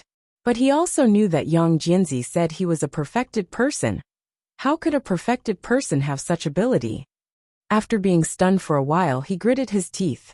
You dare destroy my magic treasure? But everyone could hear the fear in his voice and words. Li Yunxin withdrew his gaze from the magic treasure. He looked at Yang Jinzi and restrained the expression on his face. Good. I know you are not a coward. Yang Jinzi smiled. Then thank you, Dragon King. Then he looked at Li Liangzi.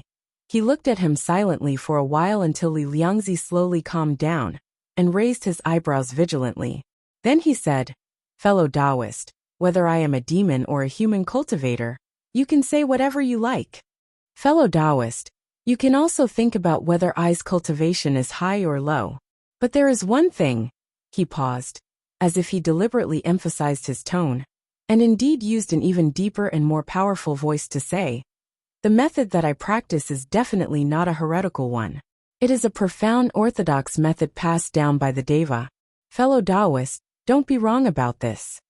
Li Liangzi stared at him gloomily. After a while, he looked at Li Yunxin. He seemed to be weighing the possibility of Li Yunxin taking advantage of the situation if he rushed over and fought with Yang Jinzi.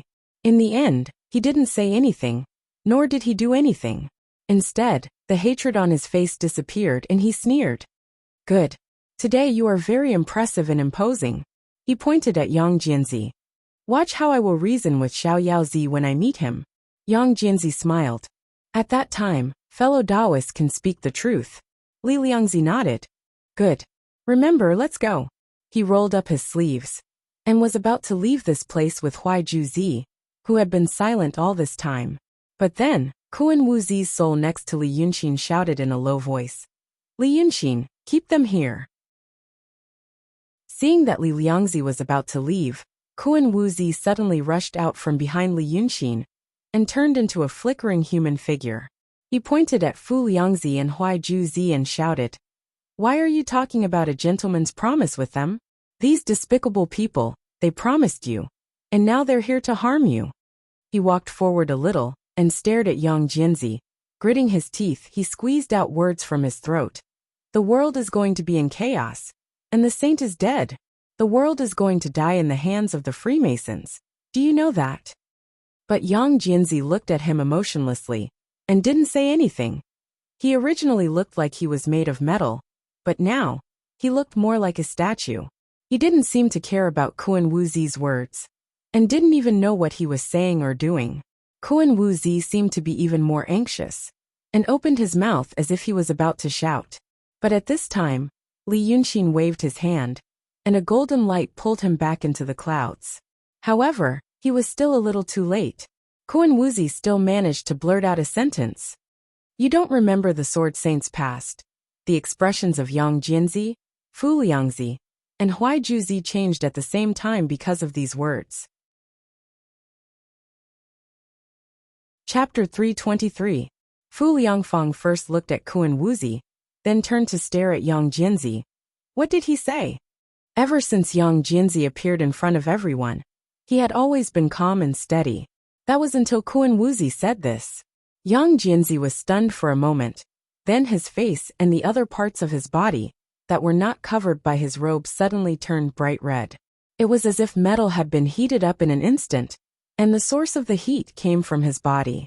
His clothes also began to emit green smoke, then turned black in an instant, and turned into powder in the strong wind. Sword Saint! He roared.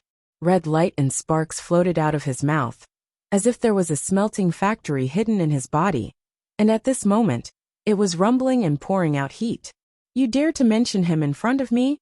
After listening to his angry words, Fu Liangzi's expression suddenly became disappointed. It seemed that after listening to Kuan Wuzi's words, he felt that Yang Jianzi might be related to the Kenzo, so he felt that he could make some trouble or see through his trick. But at this moment, looking at Yang Jianzi's expression, he realized that things did not seem to be as he thought. It was more old-fashioned. It was probably some drama about how Daotong and Kenzo had betrayed him. This kind of thing happened all the time in the world. At least for now, he was not in the mood to listen to Yang Jianzi's grievances. Maybe in the future. But Yang Jianzi's anger did not subside. Originally, his clothes had been burned, and his body was naked. However, there was a layer of golden light protecting his body, and no indecent parts were exposed. But then, Yang Jianzi took a step forward in the void. He seemed to be filled with anger. Then he stepped out of the golden light, which faded away like wisps of smoke, and his torso was visible. His body, like his face, was the color of metal, but the skin on his neck was smooth, while his body was not like this. His body seemed to have gone through terrible torture, and was covered with crisscrossing scars.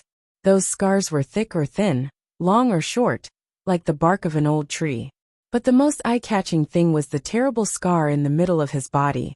Even though it had already healed, it was still a knuckle deep. This huge scar was 3 fingers wide, and extended from between his collarbones to the bottom of his lower abdomen. How terrible it must have been when this scar had not yet healed. See these?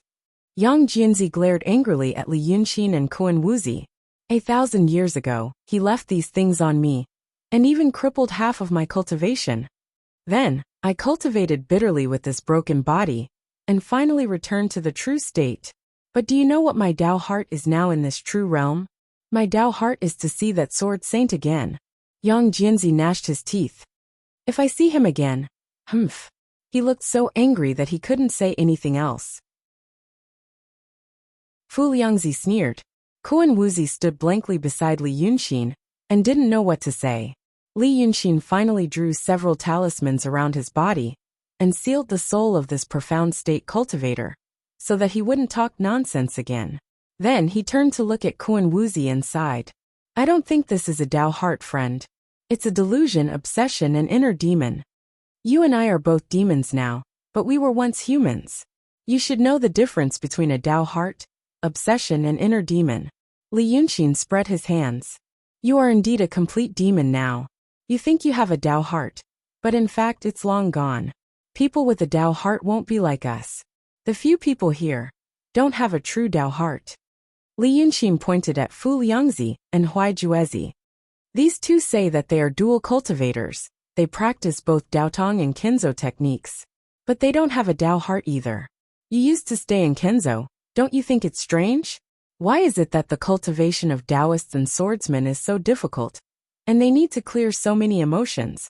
But they don't need to, and demons don't need to. They say it's for the supreme oblivion. Li Yunxin looked at Yang Jianzi. But do you know the true meaning of this phrase?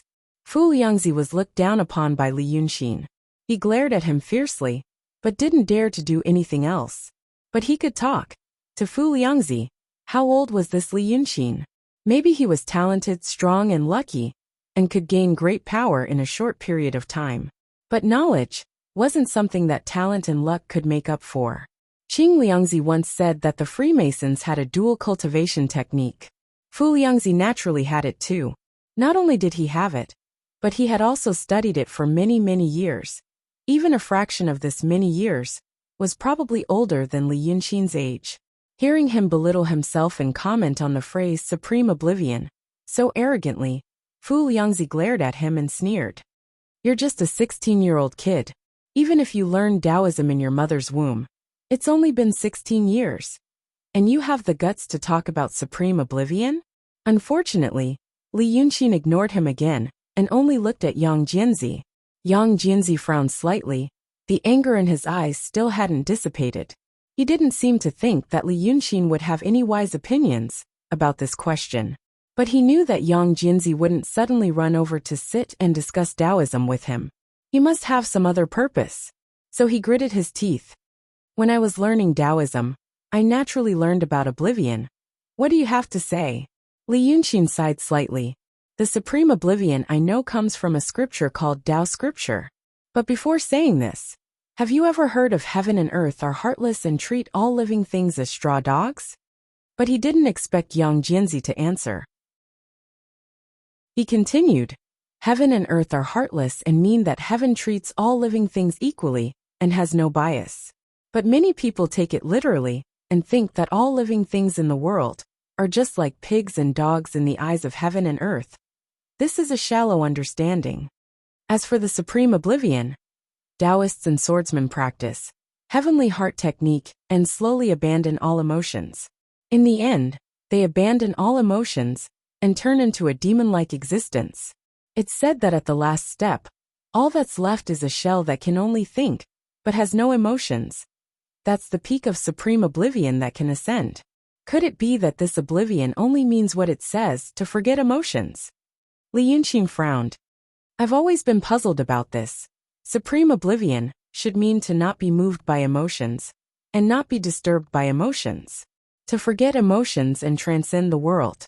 It's very similar to what those practitioners of the intent realm and emptiness realm should be like.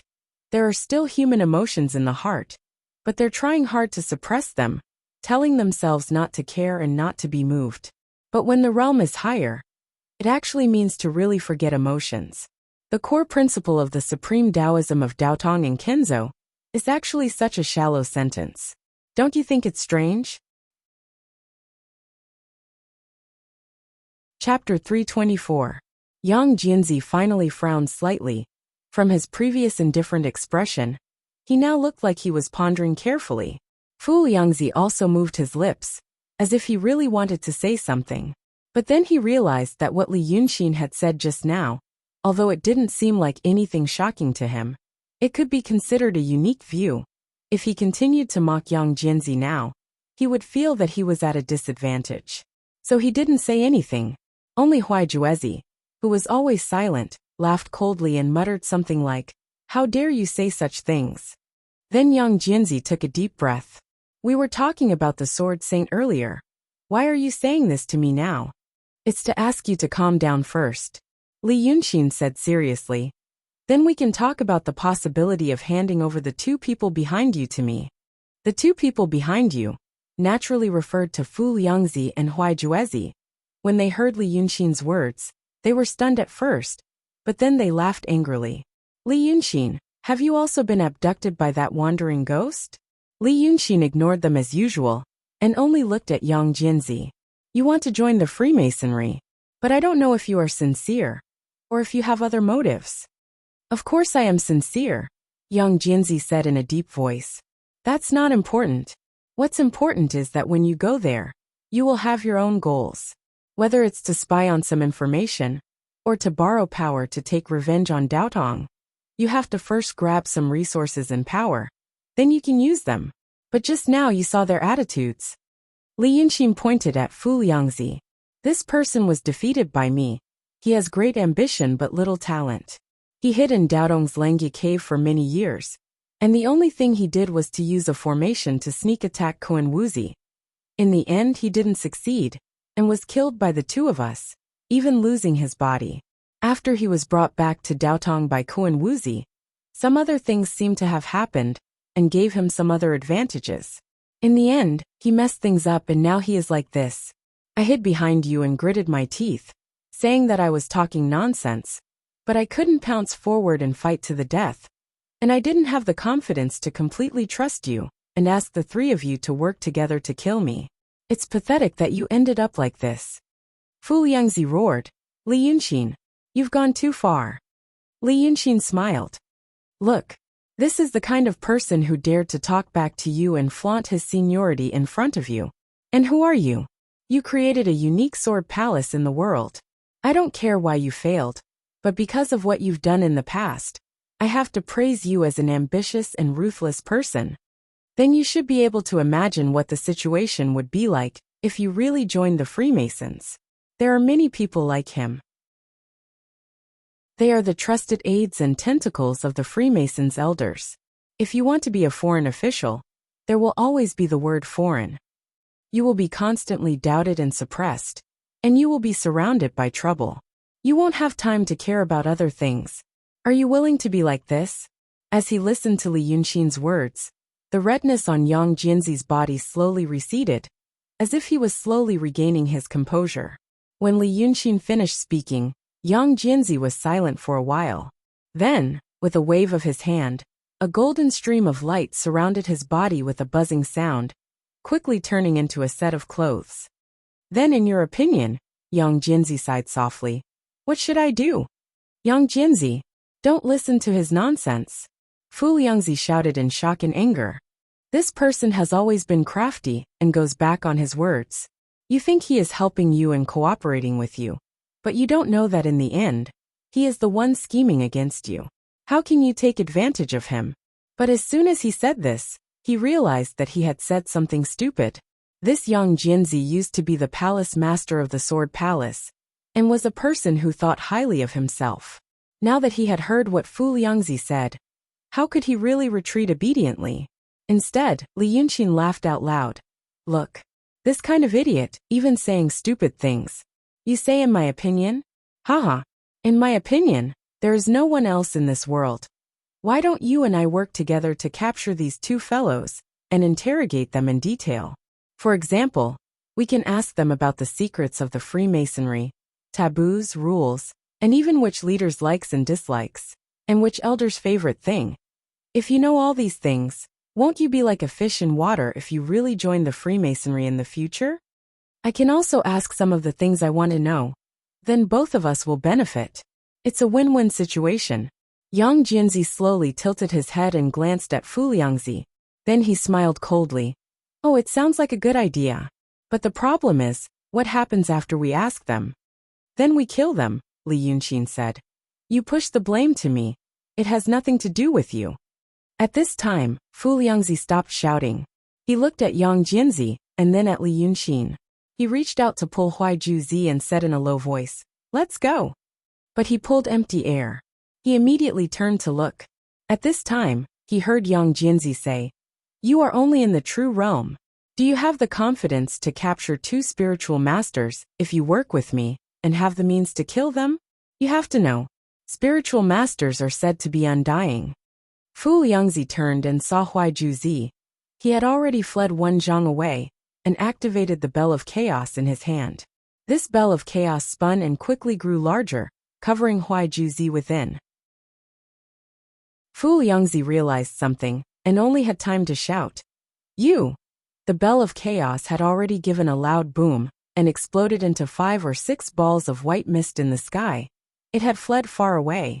At this time, Li Yunxin narrowed his eyes and looked at the fleeing people, then at Fu Liangzi. He finally laughed. Look, didn't one already escape and only one is left? Fu Liangzi looked left and right, as if he was looking for a way out. But he quickly realized that the way was not easy to find.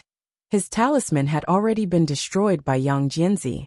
And looking at how that person had destroyed his talisman, his cultivation level was definitely higher than his. And there was also the goddamn Li Yunxin. He could only grit his teeth and focus. Fellow Taoist Yang Jianzi, you have to think carefully before you act. Fellow Taoist Huaiju Zi has already fled far away. What happened here? He can't leave, Li Yunxin said lazily. At the same time, he glanced at Yang Jianzi. Am I right? The two people's gazes focused on this sword palace master. The latter was silent for a while and finally smiled. He can't leave. This is the U-Nation. And I've operated outside of Rong City for 5 years. If I can't keep one spiritual master here, I might as well break my sword. After saying this, he turned to look at Li Yunxin. But an hour ago, I was still an enemy of the Dragon King. At this time, how could the Dragon King know that I can ally with the Dragon King? The Dragon King is too daring, and does things too unexpectedly. Chapter 325. Li Yunxin smiled enigmatically. I have always been a good judge of people. Maybe if it was another time, another place, and a few people, Palace Master would not have made such a decision. But at this time, Palace Master revealed his true nature when he heard Sword Saint. So I know that Palace Master has a very important goal. For this goal, you can do anything. And I am also a person like that. Yang Jinzi thought for a moment and nodded slightly. Then he casually turned around, waved his hand, and pointed in the direction that Huai Juzi had gone. Hit! A golden light shot out of his fingertip and quickly retracted. When it shot out dozens of zhang, the golden light had already gathered into a green flying sword. It gave off an earth-shattering sound in the air, dragging a long white trail as it chased after Huai Juzi, who had already disappeared. Then this Yang Jianzi turned to look at Fu Liangji. This is a Kenzo technique. It is called immeasurable light. You call yourselves dual cultivators of the sword path, and previously suspected that I was cultivating an unorthodox technique. Are you proficient in this technique? At this time, Fu Liangji realized that this person remembered everything he had said. Although he did not seem to care on the surface, he forced himself to stay alert. While guarding against Li Yunxin and looking for an opportunity to escape, he said, I've heard of it. It is said that it is the most profound technique of the true realm sword cultivators. But it is unknown how much of the power of this technique you, a demon cultivator, can use. Huai Juzi's Bell of Chaos is one of the ultimate treasures of Langya Grotto Heaven, I think. At this point, he was suddenly interrupted by a loud sound. Yang Jianzi's flying sword that had shot out like lightning and disappeared from sight seemed to have activated some formation. At a place extremely far away, rays of golden light suddenly shot out of the sky and weaved into an enormous golden net in the air. Then, a green chrysanthemum made of smoke and air currents bloomed in the net. Then, when the smoke and golden light slowly dissipated, the three of them finally heard a roaring sound that shook their eardrums and numbed their bones. From the looks of it, it is indeed a treasure. Yang Jianzi stared expressionlessly at Fu Liangzi amidst the loud noise. In order to destroy that thing and kill that fleshly body, you actually activated my Wut's metal sword formation. I have spent more than 4 years setting up this formation. Fu Liangzi's face turned pale, and he blinked his eyes subconsciously. Do you think you're very powerful now? Right now, you're helping that Li Yunxin. Do you think I don't know what you're thinking? Since Li Yunxin has appeared nearby, and now I know that the unfettered one is by your side. He definitely has an ulterior motive. As Fu Liangzi spoke, he stared at the two vigilantly. At the same time, he threw out talisman after talisman, causing a dense array formation to surround himself. However, Li Yunxin and Yang Jianzi did not stop him.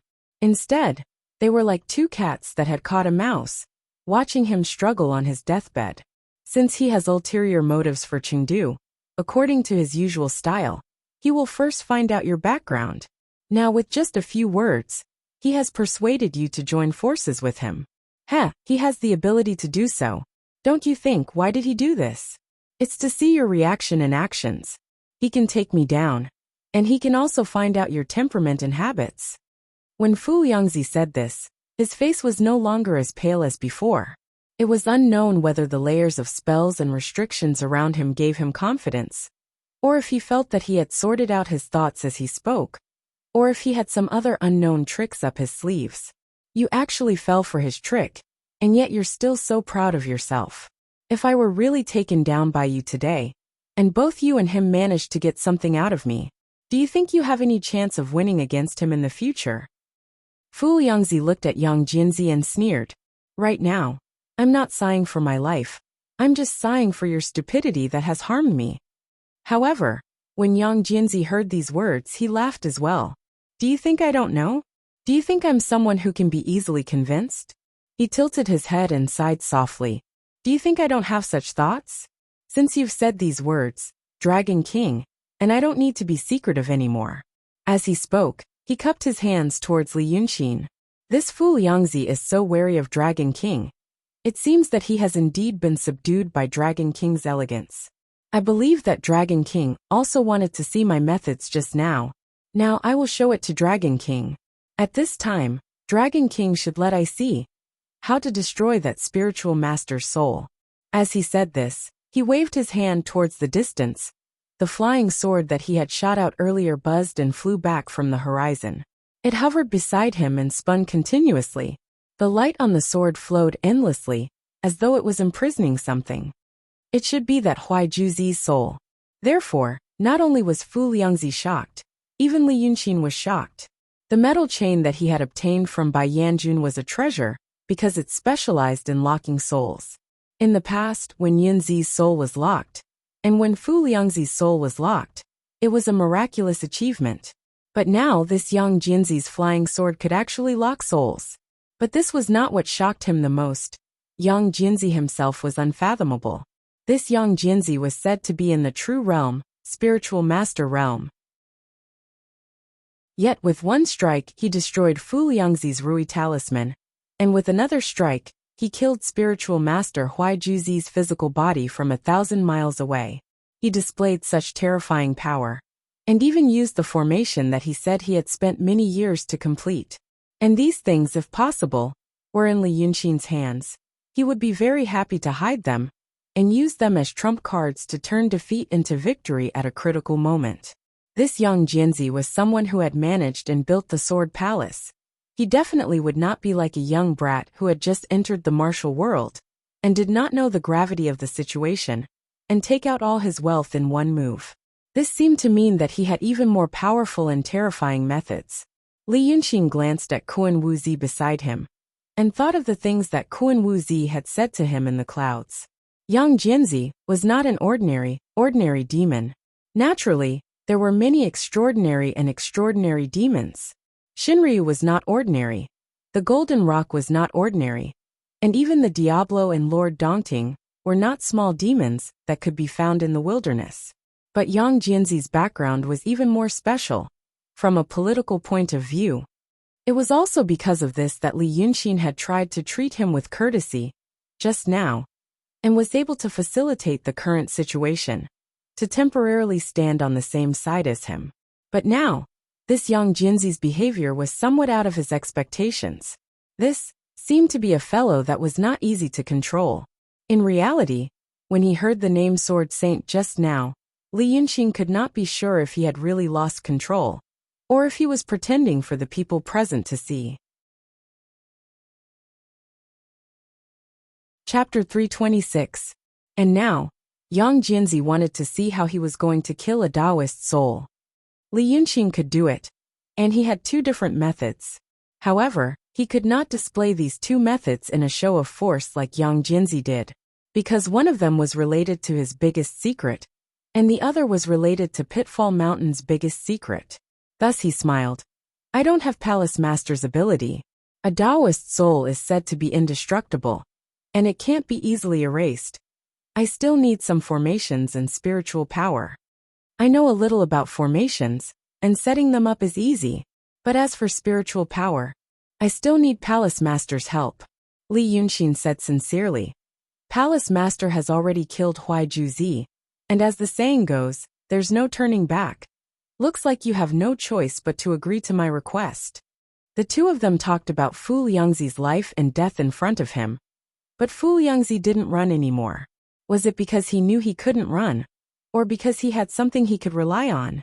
He cast layers of restrictions on himself, and coldly watched Li Yunxin and Yang Jinzi talk. Now hearing Li Yunxin's words he laughed coldly. There's no turning back? Or rather, there's no turning back. Then he looked at Yang Jinzi. Did I say anything wrong? Li Yunxin tricked you into joining him and asked you to help him kill Huaiju Zi. Now, you've already killed him, but you can't do anything to his soul. You either help him set up a formation to kill the soul, or wait for the matter to be exposed. But if the formation is really set up, I guess it won't just kill the soul. You think he's a gentleman, a hero, and you did what he said. But you don't know that he doesn't care about morality at all, right? Do you regret it now? Yang Jianzi didn't respond to him, but he did frown and look at Li Yunxin. What does Dragon King mean? I thought Dragon King was also a hero. Li Yunxin sighed slightly. Don't be hasty. Listen to me slowly. You think I have deceived you into going so far that there is no turning back? I do think so, but not all. It's only because of this that you can listen to me. Do you want to know what happened in Daodong? Yang Jianzi frowned again. What does Daodong's business have to do with me? The affairs of Daotong are related to the affairs of the world. Li Yunxin's expression turned serious. Yang Jianzi thought for a moment before replying. You can tell me. But today, this is the last time I believe in Dragon King's words. Okay. Li Yunxin nodded. Fu Liangzi sneered. What can you say? But, Li Yunxin suddenly turned to look at him and frowned. Do you know that you're very noisy? Then he suddenly stretched out his hand and grabbed upwards. Then I'll let you be quiet. By the time they soared into the sky, it was already afternoon, and the sun was already leaning towards the west. They stayed in the sky, facing each other and fighting for a long time. Thus at this time, the sun had almost completely disappeared behind the mountains, leaving behind a fading red glow in the western sky.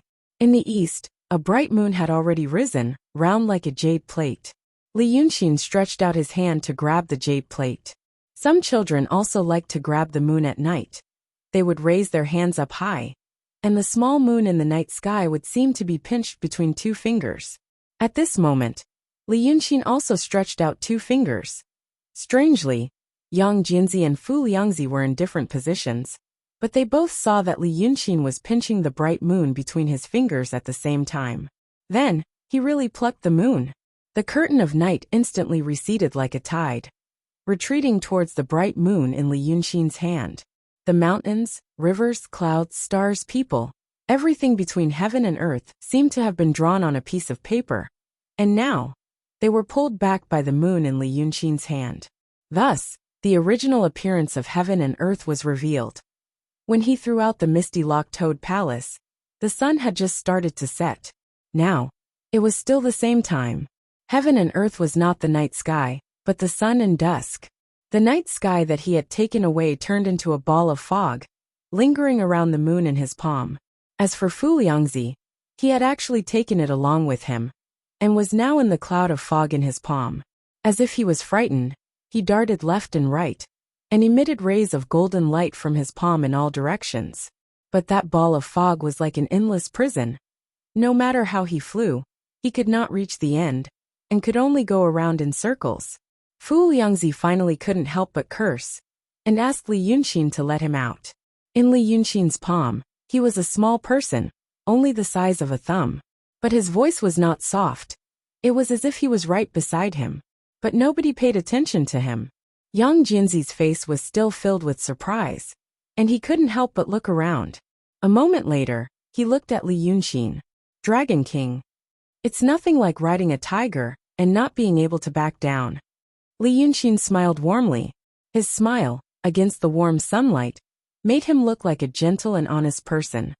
When I saw the two of them, I used this talisman, Misty Lock-Toed Palace. When they saw you, they thought they had left the illusion, but they were actually still in the illusion. The illusion of this treasure is both real and fake and real. Palace Master probably doesn't even know that you entered the illusion.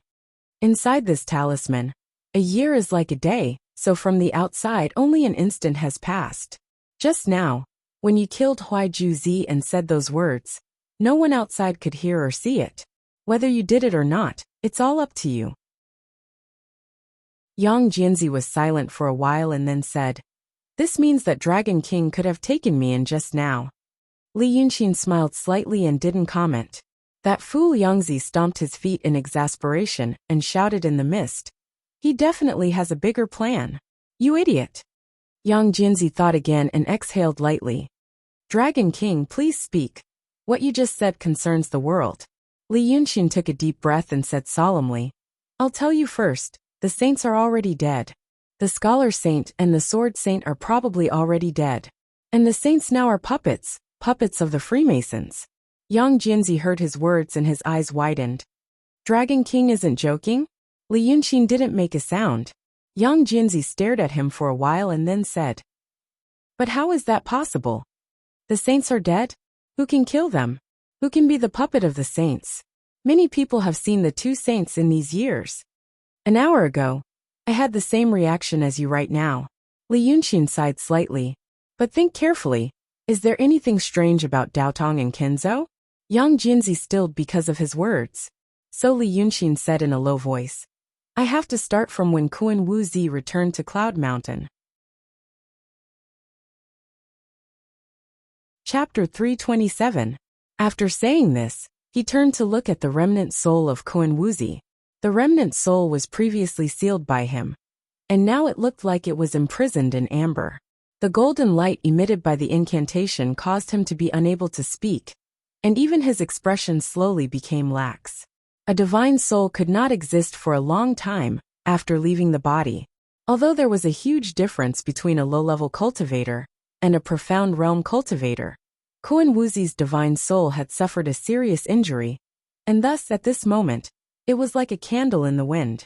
In fact, there were other paths: to let his divine soul become a ghost cultivator, to become a Yin god, or a demon. However, Kun Wu Zi did not choose this path, and this caused Li Yunxin to feel slightly surprised.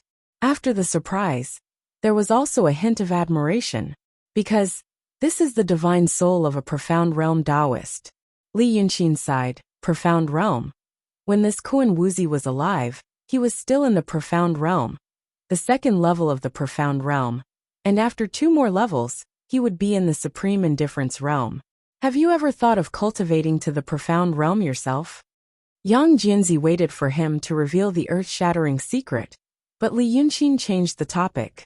However, this palace master of the Sword Palace did not rush to ask. Instead, he seriously considered Li Yunxin's question for a while, and lightly sighed. If I cultivate according to the methods of Daotong and Kenzo, with hard work and medicine, I can cultivate to the transformation realm. However, to enter the true realm, I still need talent. But to enter the profound realm, only hard work, medicine, and talent are not enough. I need luck and opportunities. But luck and opportunities are too little. Now, in the past thousands of years, there are only a few dozen profound realm cultivators in Daotong and Kenzo. Cultivating to the profound realm is something I dare not think of. Yes, following the methods of Daotong and Kenzo. Li Yunxin smiled. That is also something I dare not think of. But this person cultivated to the profound realm and held the high position of the sect master of Daotong Paradise. But now, he has become like this. I met him for the first time in the city of Wei. I had just killed Yunzi then. The second time I met him was in Dongting. At that time, he took the Taoists of Langya Cave of Heaven to get the dragon soul. Li Yunxin spoke a little slower, as if he was thinking and speaking at the same time. When I set up Ling Kongzi and Yunzi, I thought Daotong underestimated the enemy, so I sent 2 or 3 kittens. Later on, when this sect master came, I felt that there was finally a big shot. He and his disciples burned down the city of Wei to make a Dharma array and take the dragon soul. Big money, big fanfare. That was what I thought at the time. But now that I look back, it shouldn't have been like this. Li Yunxin frowned. What is this thing? What is its weight? Even if a sage came to Dongting to take it in person, I don't think it is a big deal. It is the soul of Shinryu, and Shinryu is the lord of the demons in the world, a super force of the grand supreme realm. He paused and looked up at Yang Jinzi. But it was a sect master of a cave of heaven, with a group of disciples. Just 180% of the total power of Daotong and Kenzo.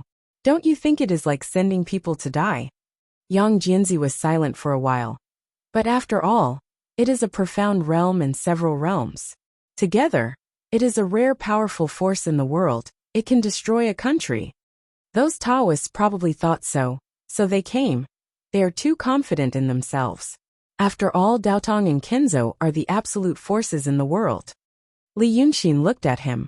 Under the premise that the inside has not been eaten empty, then think about a few months ago. The emperor of the Li Kingdom became a ghost emperor. Super powerful. So powerful that the Daotong and Kenzo sent several profound realm and true realm cultivators. But in the end, most of them were killed. For so many years, for thousands of years, nothing happened, but at this time, a ghost emperor appeared. And at this time, he wanted to take the dragon's soul and start a war with the demons. You say this is a coincidence? I don't believe in coincidences. If you ask me, someone is deliberately and slowly weakening the power of Daotong and Kenzo. They are starting to act now. Yang Jinzi frowned. Li Yunxin realized that he looked a little anxious, but he didn't know why. But what does it have to do with me? Li Yunxin smiled. Is it? You built a sword palace in a secular country with the body of a demon, and let demons and mortals live together. You even taught them the Heaven's Heart technique. Which one of it is not enough for the people of Daotong and Kenzo to come out in full force and kill you? But in these 1,000 years, did anyone cause trouble for you? Yang Jinzi's expression became strange. It was as if he wanted to laugh carelessly, but at the same time, he was trying hard to suppress this emotion, as if he was enduring something in a low-key manner. Then he shook his head. The matter of my sword palace is slightly more complicated. You don't know the inside story. Li Yunxin smiled slightly.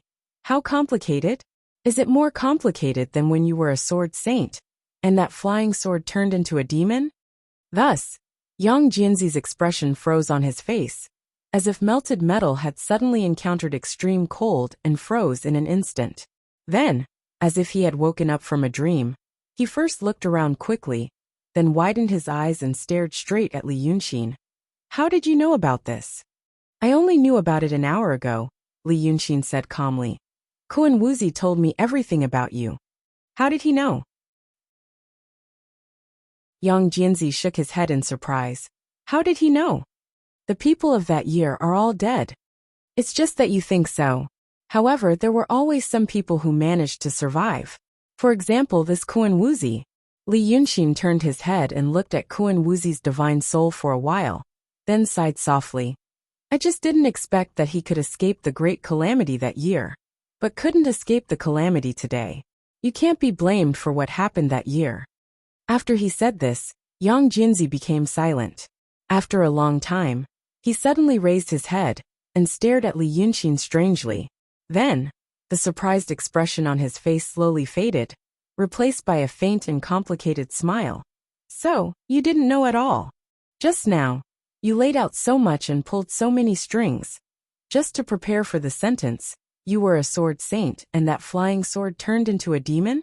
In the end, I actually answered. Yang Jinzi shook his head. Then which sentence of yours was true? Li Yunxin spread his hands and smiled. Actually, Kuan Wuzi wasn't very clear. He only said that you were a sword servant of the sword saint. He knew that Daotong was no longer a place to stay, so he came to join you. I guess that you had a close relationship with the sword saint. But he also mentioned a great calamity. But you know he is now delirious and crazy, so I didn't ask him about it. So, I gave myself away when I said there was a great calamity. This time, Yang Jinzi was silent for a long time. Then he raised his head, as if he had made a decision. Kuan Wuzi couldn't have experienced that calamity. That calamity happened 1,000 years ago, using all the power in the world to surround and kill the art saint. Chapter 328. You call him the painting saint, not the painting demon? Li Yunxin's face suddenly tightened. This meant that he was very concerned about this matter. But from Yang Jinzi's point of view, his concern seemed to have surpassed the matter itself. Although they had only crossed swords for a few hours, Yang Jinzi already had a vague understanding of Li Yunxin's character. He rarely seemed to care about anything, especially in front of him, when it involved such a big matter that concerned the interests of both parties. He should have been more relaxed, like how he used that tone to ask Yang Jinzi to help him deal with the two Freemasons. But now, after hearing about this matter, He did not hide his emotions at all. The master of the Sword Palace remembered this minute detail in his heart. Then he smiled. The painting demon, the painting demon. This saying hasn't been passed down for a long time. Only a few decades. 1,000 years ago, there were 3 saints in the world. Before and after the siege of the painting saint, Daotong and Kenzo didn't allow the name of the painting saint to be mentioned. They only said that the saint was possessed by the devil. It's a pity. The calligraphy saint has Daotong, and the sword saint has Kenzo. The painting saint has his own school of painting, but it can't compare to Daotong and Kenzo, Yang Jianzi said as he observed Li Yunxin's expression. This was the first time he saw such a vivid expression on his face. It was as if he was an audience in a tea house, being pulled and tugged at by every word of the storyteller on stage. He listened attentively to every word and sentence that Yang Jianzi uttered, and then absorbed them all into his heart. This Li Yunxin seemed to care a lot about things related to the painting saint, especially the painting saint himself. Yang Jianzi knew that Li Yunxin cultivated the art of painting. Unfettered One from the Freemasons had revealed this to him. But he didn't know if this was the reason why Li Yunxin seemed to care so much. Logically speaking, there were people from Mu Nanju in the city. He paused and thought about it for a moment before continuing.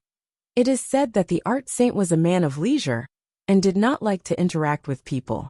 Moreover, the Daotong Kenzo has been passed down for tens of thousands of years and has been operating for a long time. That's why that painting school is on par with the other 2 in name. But in reality, it's only the size of one of the caves in Daotong or Kenzo. At that time, Daotong and Kenzo had the 2 sages, profound realm and true realm cultivators, and countless disciples. As for the school of painting, apart from the painting saint, there are only 2 true realm Taoist painting priests. The rest are just some low-level cultivators. But at that time, the 2 sages announced that the art saint was possessed by the devil and wanted to get rid of him. There were many people in the art school who were willing to die for the art saint. Apart from a few informants planted by Daotong and Kenzo, the remaining Taoist painters actually planned to become enemies with the righteous path of the world. I can't blame them. If I were a person, I would probably be convinced by a character like the art saint. Unfortunately, the art saint, I've also heard of it, dismissed them. He went to fight alone. Naturally, those who were dismissed would not be at ease. The Daotong Taoist painters and Kenzo swordsmen still had to get rid of them. But in the end, there were still fish that escaped the net. Those fish that escaped the net, in the words of the righteous path of the world, are the remnants of the painting devil. There are some of them in Chengdu. You should have met them before, Mu Nanju. Yang Jianzi paused again and looked at Li Yunxin. Therefore, what I don't understand is, why didn't the Dragon King ask Mu Nanju about these things, but instead listen to me? I don't really like to have dealings with them. Li Yunxin frowned slightly. It's a personal reason. I've already guessed what you said, and now that I see it, I've more or less guessed it. But the important thing is, why did you say that the art saint was possessed by the devil? You also said that Kuan Wuzi wasn't there during the great calamity 1,000 years ago. Then were you there? Did you see the art saint? Did you see him die with your own eyes? I was there. A smile suddenly appeared on Yang Jianzi's face.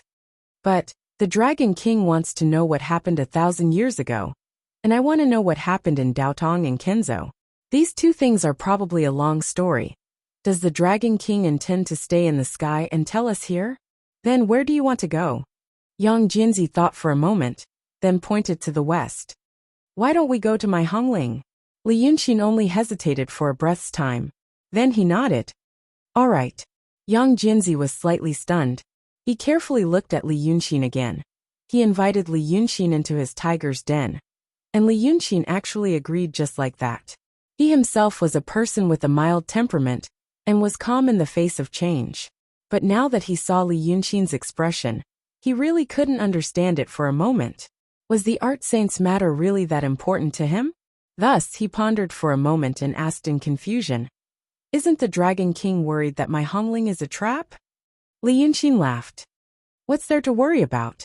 Just now, you also said that you operated in Hongling for many years, and even used the formation you operated to kill Huai.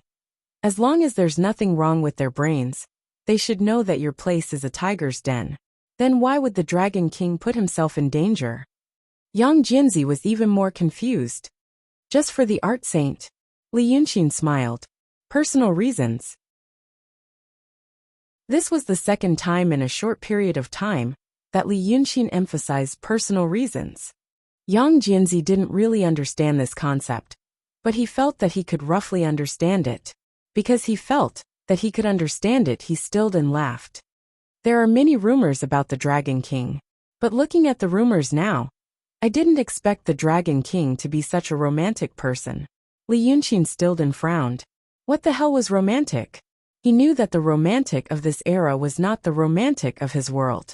But even so, what he did just now was not even close to being flirtatious. He stilled while Yang Jianzi couldn't help but sigh. Yes, no wonder the Dragon King is like this. Weren't all the disciples of the art saint like this? I was fortunate enough to see the back of the art saint during the calamity. Ah, really? Li Yunqin mentioned personal reasons twice, and this was the second time Yang Jianzi sighed about the art saint. Yet this sigh, Li Yunqin realized that something was wrong. He frowned and looked at Yang Jianzi. You said before that if you were a person, you would also admire the art saint. What do you mean? Yang Jianzi looked at him strangely. Could it be that the Dragon King? Then he paused and blinked. Ah, so the Dragon King doesn't know? Know what? Yang Jianzi laughed loudly, his voice traveling far in the wind. The art saint was publicly recognized as the most beautiful person in the world. Chapter 329. Li Yunqin was stunned by his laughter. When he was first brought into Red Flower City by the Lord Dongting, he heard the demon talk about the two sages, the love and hatred between the Sword Saint and the Calligrapher, and the grudges between the Lord Dongting and the Sword Saint. Thus, he knew that his mother was a relative of the Calligrapher and the Sword Saint in the secular world a long time ago, and he could be said to be the only remaining descendant of the two sages. He originally thought that the two sages were men. Whether it was in his previous era or the current era, the male always had a more dominant position. But later, when he found out that the Sword Saint was a woman, he was not very surprised. After all, it was cultivation. When humans cultivated Tao, their Tao would be profound. Thus, they would obtain great power that surpassed the physical body.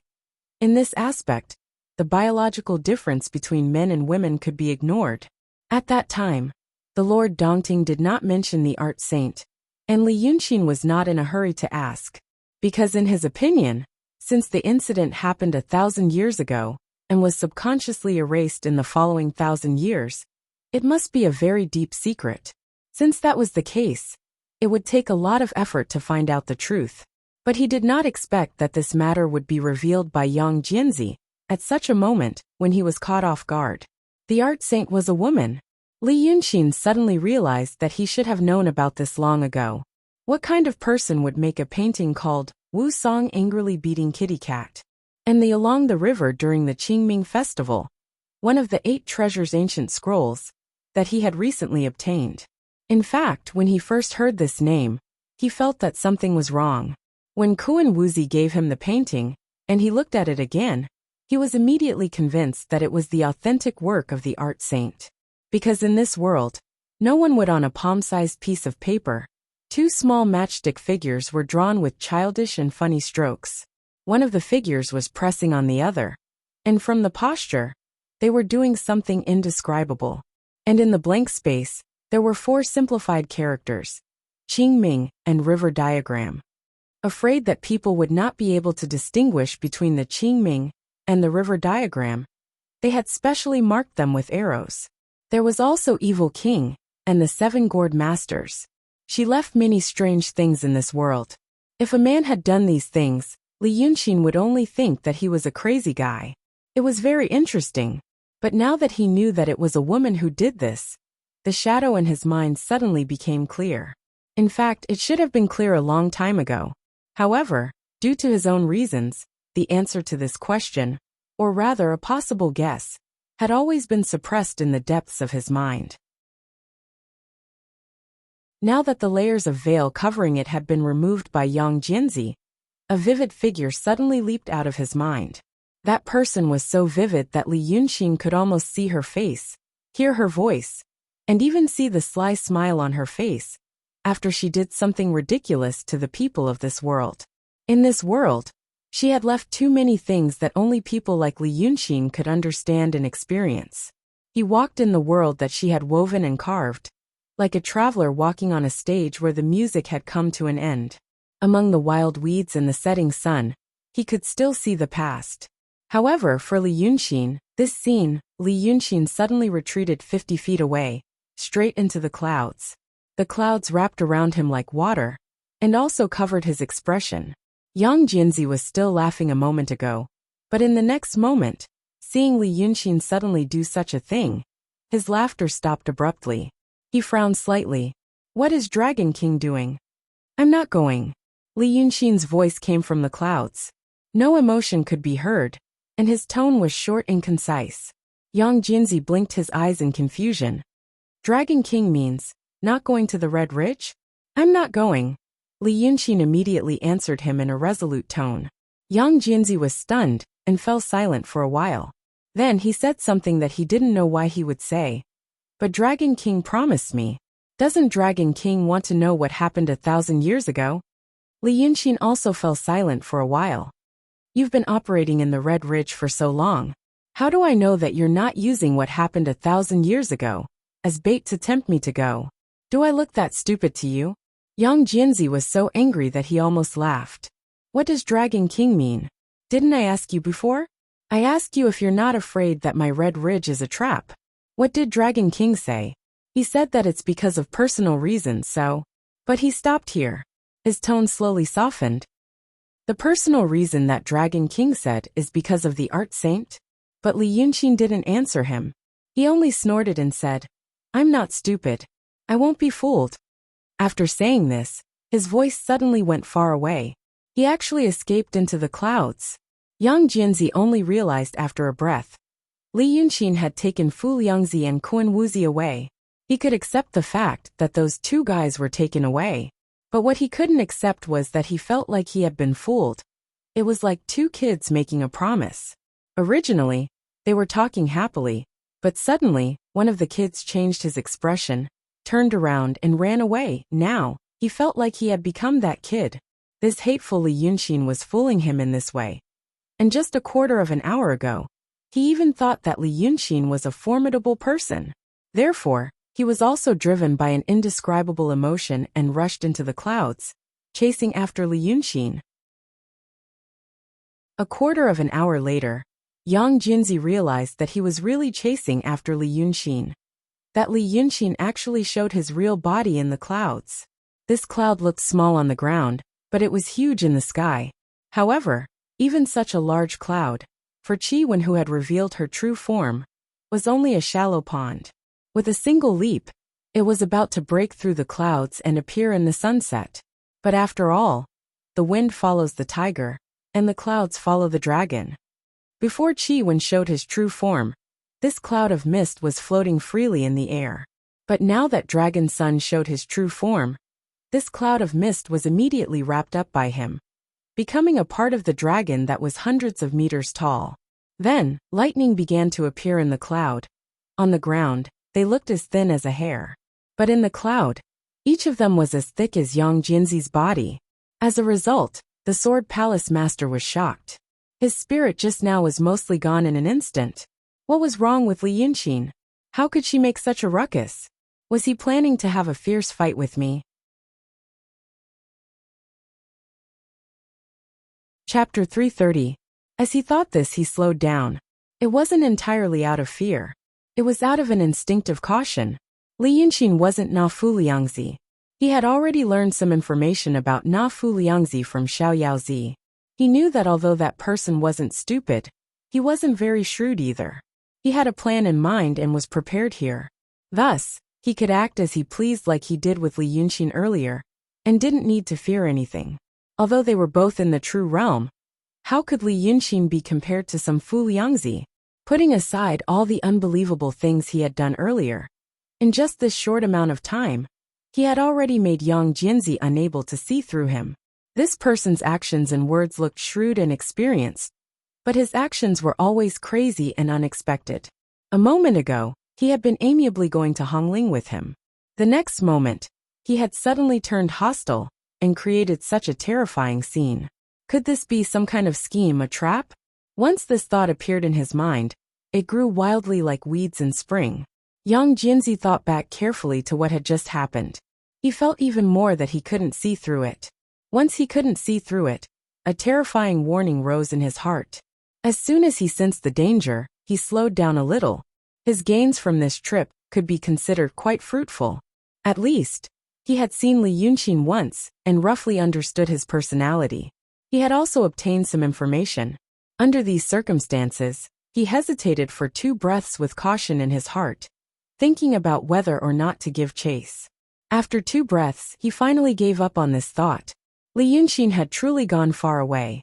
He wasn't going in the direction of Rongcheng. Instead, he was going in the direction of the Qing kingdom. In reality, when Li Yunqin's dragon body was about to disappear from sight, Yang Jianzi had raised his hand twice to activate his array. Just as he was hesitating about whether or not to continue chasing, he was also hesitating about whether or not this was the result the other person wanted. Finally, the cheese kiss disappeared with the cloud. Many people saw the strange phenomenon in the sky. In the sky that was originally dyed red by the setting sun, a large mass of warm orange clouds suddenly moved at a rather obvious speed. Moreover, the color of this warm cloud became darker and darker, and finally turned into a large mass of lightning storm clouds. In the end, the cloud went far away, leaving a long trail in the sky, as if a divine dragon had swept across the sky. In the eyes of the secular world, such a scene was like the Dragon King showing his divinity, especially the Prince Rong Zhaosheng in the city. However, some people, such as the Qingshui people who lived in the backyard of Munanju, could see the truth to a certain extent. At the very least, she knew that it wasn't a Shinryu, but a chi kiss. So it's like this. She stood barefoot in the courtyard and looked up at the orange-red sky. She looked like a 13 or 14-year-old girl who saw something beautiful and novel for the first time. However, what she was looking at was not birds or flowers, but Qi Wen's real body. But he only saw it for an instant. The hearing and eyesight of cultivators were good, but there was still a limit. Without the help of magic, it was impossible to see things thousands of meters away. When Li Yunqin's real body finally disappeared, she blinked, narrowed her eyes, and then gave up. She sighed in a low voice. It seemed that she was regretting that she couldn't clearly see his real face. In the red ridge outside Rong City, Taoist Jackal also noticed the situation in the sky. At that time, this demon cultivator was listening to Xiaoyaozi's lecture in the bamboo house. In Taoist Jackal's eyes, this ignorant and incompetent guy was quite dissatisfied with Yang Jianzi leaving the Red Ridge without telling him where he was going. He had been nagging him for more than 2 hours. Taoist Jackal listened respectfully like his palace master. And when he was extremely impatient, he glanced at the sky outside the window. Then he saw the bright dark cloud and the long trail that followed. He sighed in a low voice, deeply worried, not knowing if his palace master's work was going smoothly. That cloud should be a fight between the 2 sides. But Xiaoyaozi didn't seem to notice. Taoist Jackal already knew this guy's background. In fact, he could really be considered a liar. This guy had only learned some superficial Qi training methods, which could barely be considered better than ordinary Jianghu martial artists. But it didn't seem that he was that good. He didn't doubt that a second-rate master could fight him to a draw, and a first-rate master could easily take his life. In the past 5 years, he hadn't seen him cultivate, nor had he seen him use magic. Taoist Jackal had sent people to test him several times, and finally realized that this guy wasn't hiding his strength, but really couldn't use it. Such a person, relying on the power of the Freemasonry, pretended to be arrogant in front of his palace master, and said some nonsense. Even now, he didn't notice what was happening in the sky, and was still chattering until his own mouth and tongue became dry. Then he waved his hand, telling Taoist Jackal to leave. However, after the angry demon cultivator walked out of the door, The unfettered one slowly stood up and walked to the window. At this time, the sky had become even darker. The orange-red color gradually faded, turning into a cold deep blue. Some bright stars appeared, and the bright cloud trail left by Li Yunxin became dim because of the disappearance of the setting sun, eventually disappearing into the night sky. But Xiaozi stood by the window and looked up at the sky for a while. Then he slowly raised his hand and drew a line in the air. It was the direction in which Li Yunxin had gone. When Li Yunxin turned into a gust of cold wind and entered through the window, Lu Laodao was draining the last drop of wine from the pot. There was only one empty lamp on the table in front of him. This was a large house, beautifully decorated. In the past, this should have been the place where Lord Dongting entertained guests. But now that it was autumn, this large house seemed cold and gloomy. Lord Dongting and his servants who used to live here naturally didn't need to keep warm. But Lu Laodao couldn't. So he put a copper stove in the house and burned some charcoal.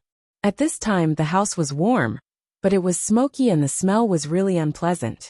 When he appeared, old Taoist Lu's hand that was holding the pot was still in place. He stared blankly at Li Yunxin for a while, and then hurriedly said, "The Heavenly King covers the earth. Puruosi, don't talk to anyone. I'm busy to death." Li Yunxin sat down in front of him and waved his hand. "It's me. Don't do it again." Lu Laodao frowned slightly and repeated Li Yunxin's words in his heart. After confirming that there wasn't much difference between what he remembered and what he had remembered, he finally let out a sigh of relief. But soon he became anxious again. Why did Brother Xian suddenly come back? Did he receive my letter? Is it because of those two Taoist priests?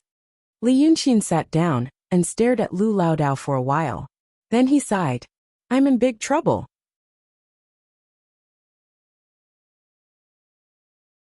Chapter 331. Li Yunxin rarely looked worried in front of Laodao.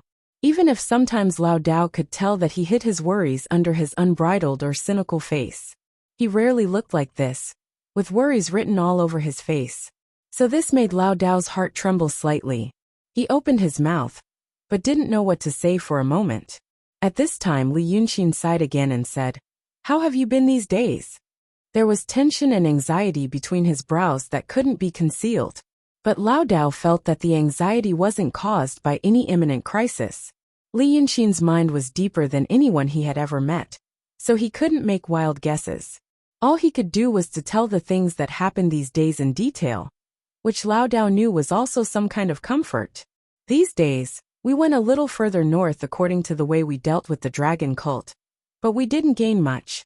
The destruction of the city of Wei scared away the fairies nearby." Laodao got up as he spoke and walked to the copper stove, intending to boil a pot of water for Li Yunxin.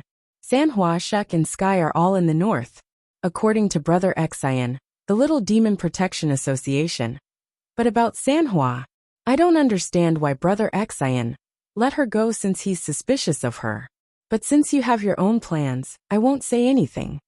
Laodao put the pot of boiling water on the stove, bent down and poked the charcoal in the stove with the stove hook, and the fire burned up. "That's all here. Before you left, you said that we'd just pretend, but I think Shuk and Sky are very attentive. They came back the day before yesterday and told me something. It seems that they've also recruited a dozen little demons, and it's said that one of them is even more powerful than him. The other thing is the matter in the south." The old Taoist turned to look at Li Yunxin. "I went to the Jade Hill in the south yesterday." Lu Ling disappeared. Li Yunxin had been sitting at the table, staring at the table, and listening to Lu Laodao. Hearing this, he finally seemed to be a little interested and softly said, "Oh." Then he raised his eyebrows slightly. "What's going on?" "Brother Xian told me to check on him every few days. And I went yesterday. He's already gone." Na Jin, whom Brother Xian had mentioned, had been taken away without leaving behind any money or food. "I took a closer look, and I don't think he's been attacked by bad people." Laodao then walked to a cabinet on the west side of the house. He pulled open the drawer and rummaged through it. "I've searched the surroundings, but I didn't find any corpses. I think he left on his own." Then, he turned around and showed the thing he found to Li Yunxin. "You said that if he's really gone, I should take this back. He didn't take this with him. What he found in the cupboard was a peachwood plate. The color was black, and the words carved on it were blurred. Clearly it was quite old. This thing was common in the kingdom of Qing, and even in the southern countries. Families would hang palm-sized plates made of peachwood under the eaves of their houses, and on them were carved words like fish in a bountiful year and good luck. One reason was to pray for good luck, and the other was to ward off evil. Presumably, this plate had been hanging under the eaves for a long time without anyone taking care of it. The plate had been moldy and then dried. No one knew how many years it had been like this, but it was cracked and black. Li Yunxin waved his hand, and the peachwood plate flew into his palm. Then, he rubbed his 2 fingers together, and the wood was crushed into pieces. The pieces fell to the ground, revealing a talisman inside. Lu Laodao opened his mouth in shock. He hadn't expected Li Yunxin to leave something like this behind. It's also an idle move. Li Yunxin pinched the talisman and looked at it for a while. The worry in his eyes lessened slightly. It was as if the matter regarding Lu Ling had distracted his attention and made him temporarily focus on something else. Lu Ling Lingkongzi. Although her snow mountain and sea of qi are destroyed, and she can't cultivate magic, her knowledge is still there. For the Daotong Kenzo, she's useless, but for others. Lu Laodao had already slowly walked over and sat beside him. He stared at the talisman in his hand. The Freemasonry? Yes. For the Freemasonry, it's probably still very useful. Li Yunxin stood up and slowly walked to the side of the copper stove. He stretched out his hand and warmed it thoughtfully. I've seen Qing Kuangzi, Fu Kuangzi, Tan Kuangzi and whatever Kuangzi. They all claim to be dual cultivators of the sword. They even say that they don't need to go through a tribulation to cultivate these things. I think so too. Those Kuangzi do speak and act like mortals with great power. But they're all ghosts possessing other people's bodies. If one had to possess the body of a Yin spirit in order to cultivate their techniques, then Lu Ling would be a treasure to them. With experience, realm, and comprehension, removing the obstacle of Snow Mountain and Sea of Qi, she'll probably advance by leaps and bounds. I didn't expect them to really take a fancy to her. Did the Freemasonry take her away? Lu Laodao said in surprise. Brother Exine already knew? Li Yunxin shook his head. It's a guess. Ling Kongzi used to have a state of mind, and didn't care about glory or favor. But now that she's immortal, her state of mind is gone. Thinking of her glory in the past and seeing how she's down and out now, it's hard for her to calm down. Someone like her has seen the most magical things in the world and has the most powerful power. In the past, she didn't even care about gold, silver, jewelry, and worldly power. Now, not only is she gone, she's even worse off than mortals. If I were her, I'd definitely climb up by hook or by crook and not let go of any opportunity. She has such a thought. As long as the Freemasonry reaches out to her, she'll get up and leave. Look, she's gone now. Speaking of this, Li Yunxin threw the talisman in his hand into the fire. Now let's see if I'm right. The talisman quickly burned, and a flame rose in the furnace. The flame quickly twisted and transformed into the appearance of people and scenery. Although they were all flames, there were red, yellow, blue, and white, which were still distinct and vivid. Therefore, it reproduced the appearance of Cui Gang at a certain moment. This talisman will be activated when a ghost approaches, Li Yunxin said. I guess it's Lin Liangzi of the Freemasonry. He was there when I was in the city of Wei. Later, he and Fu Liangzi killed Kuan Wuzi, and then there was no news of him. In the scene formed by the flame, one could roughly see the outline of Lu Ling. She seemed to be talking to someone, but she was talking to the air, and her expression was uncertain, with more fear than doubt. And the other person couldn't be seen, so it was probably a ghost. As for what was said, it couldn't be heard. After all, this was a talisman, and also a small trick. Taoism was indeed magical, but some things in Li Yunxin's previous world were even more magical than Taoism. This was one of them. The two talked for about an hour. The flame ignited by the talisman gradually became unstable, as if it was about to extinguish. There didn't seem to be anything particularly surprising, but this meant that Li Yunxin's guess was correct. So that group of people from the Freemasonry are also very arrogant. When the flame finally dissipated, Li Yunxin smiled faintly. They probably know that it's my chess piece, but they still want to find trouble for themselves, sighed troublesome. When he said this word, his face, which had become slightly better, became ugly again. Chapter 332. Lu Laodao finally couldn't help but look at Li Yunxin. What happened to Brother Xian? Li Yunxin sighed again. How is she now?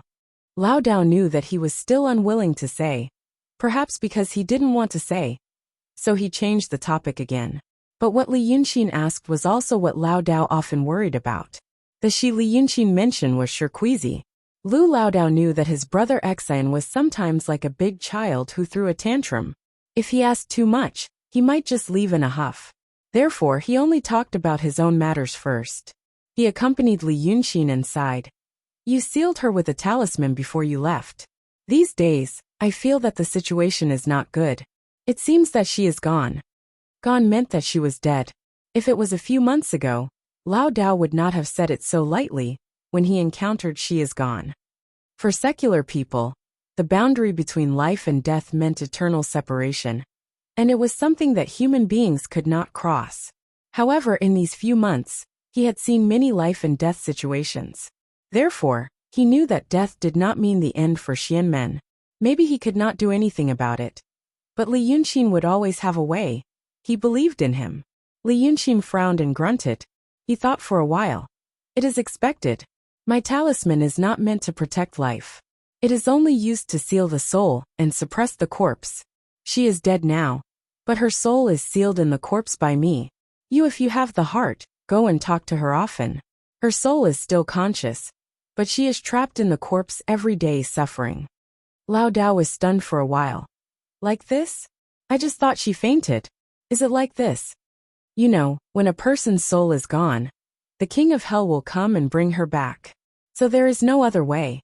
Li Yunxin looked up at Lu Laodao and hesitated for a moment. I didn't do a good job with Sanhua's original body. Now I know another way which is better than my old one. But I haven't figured it out yet. For her own good. Let's wait a little longer. Lu Laodao only sighed and agreed. The two of them remained silent for a few breaths. Li Yunxin coughed softly and raised her hand to touch her nose. How did you fall for him? His words were spoken quickly and lightly. Laodao frowned and grunted, thinking that he had misheard. Li Yunxin slowly reached out his hand and warmed himself by the fire. He leaned back slightly and stared intently at the bright red charcoal in the stove. He casually repeated, I mean the two of you. When did you fall in love with her? After that he muttered, it's autumn after all. He turned his finger and drew an incantation and flicked it into the fire. The flame rose with a boom, and the light covered his face. This time, Lu Laodao heard it clearly. His face was also illuminated by the fire.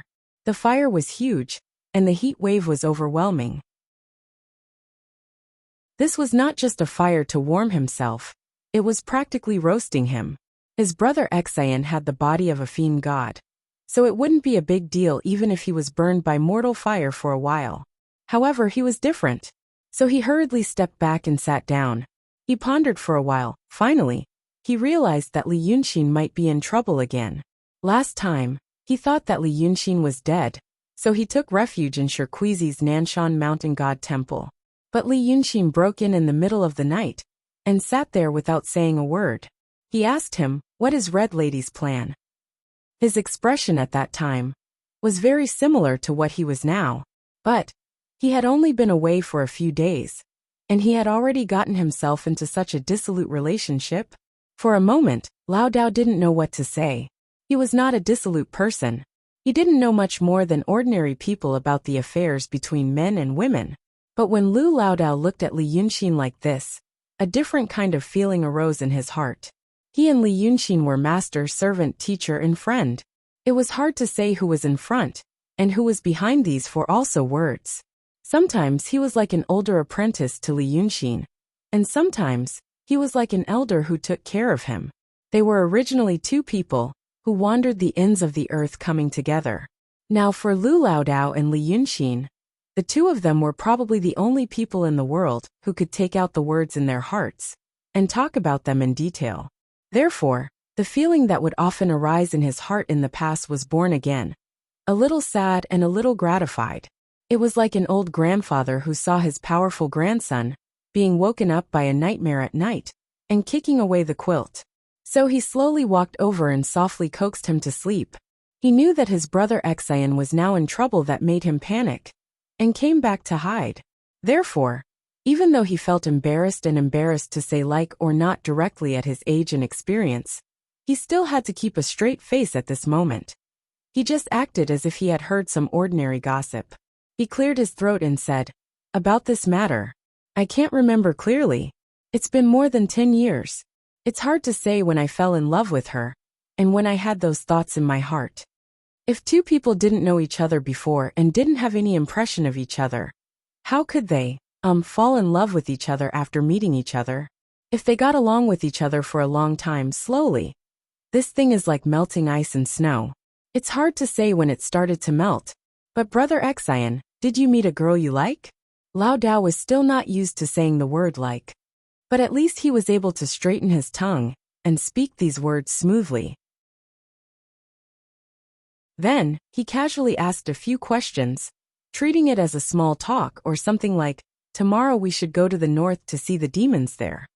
After he said this, Li Yunxin was silent for a while.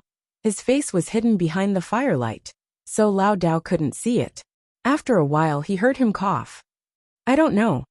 Lao Dao thought he might have such an answer, but he didn't expect it to be true, according to his understanding of Li Yunxin. Once he said, "I don't know," it was almost equivalent to yes. He was surprised for a while and couldn't help but ask, "Which girl has such ability? Is it Bai Yunxin?" "How could it be?" Li Yunxin answered immediately. Lao Dao's curiosity was aroused. "Then, which one have you met before?" After a while, Li Yunxin said behind the firelight, "I've never met her before." Lao Dao was surprised again. "You've never met her before? Why do you like her?" Li Yunxin suddenly stood up, and the strong wind caused by his movement shook the firelight. Their shadows also danced on the wall. "When did you say you like her?" Lao Dao quickly raised his hand. Okay, I won't say that. But, since brother Xian asked me, you should at least tell me the whole story." "Lao Dao, the things about me. Well, brother Xian knows all about it. What's there to be embarrassed about when it's your business? Now the two of us can be said to be companions and depend on each other." Hearing these words, Li Yunxin's expression softened again. He stared straight at old Taoist Lu for a while, then raised his hand and waved, suppressing the strong fire in the stove. Then he sighed and sat down. "Yes. Isn't that so? But my things." He frowned and tapped the bamboo fan on his palm. "My matters will take a long time to talk about." He paused and stared at the firelight for a while, then finally said, "There are some people who can't feel emotions. I used to be that kind of person." Lao Dao knew that Li Yunxin was finally willing to talk about the things that had been hidden in his heart for a long time. Thus he accompanied him and talked about it like before, so that he wouldn't feel discouraged. So he also sighed in a low voice, "AI. Humans are not plants. How can we be emotionless? The sorrowful things of the past are in the past." However, Li Yunxin shook his head. "When I said I can't feel emotions, it's not what you mean. I mean, I really can't feel it. All right, I used to teach you the study of the heart. This can be considered as an example of the study of the heart. I've told you before what psychological reasons and physiological reasons are. What I'm talking about now is a physiological reason." Hearing this, Lao Dao didn't fully understand. However, he already knew that Li Yunxin was trying to use other methods to hide his emotions. Originally, he said that he didn't want to think about his life, but now he said that he was teaching him the study of the heart. Using himself as an example, perhaps it wouldn't be so embarrassing to talk about it. Lao Dao was a clever person. At this time, he understood Li Yunxin's thoughts. He nodded. "All right, brother Xian, tell me about it." "Lao Dao, I will learn more." Li Yunxin smiled. "Then let's not talk about serotonin and the like. It will take a long time to explain. I just want to say that some people are born with a different or incomplete brain, compared to ordinary people. As a result, they can't feel the emotions of ordinary people. They can't feel. For example, when a person grows up to 10 years old, he still can't distinguish between a smiling face and an angry face.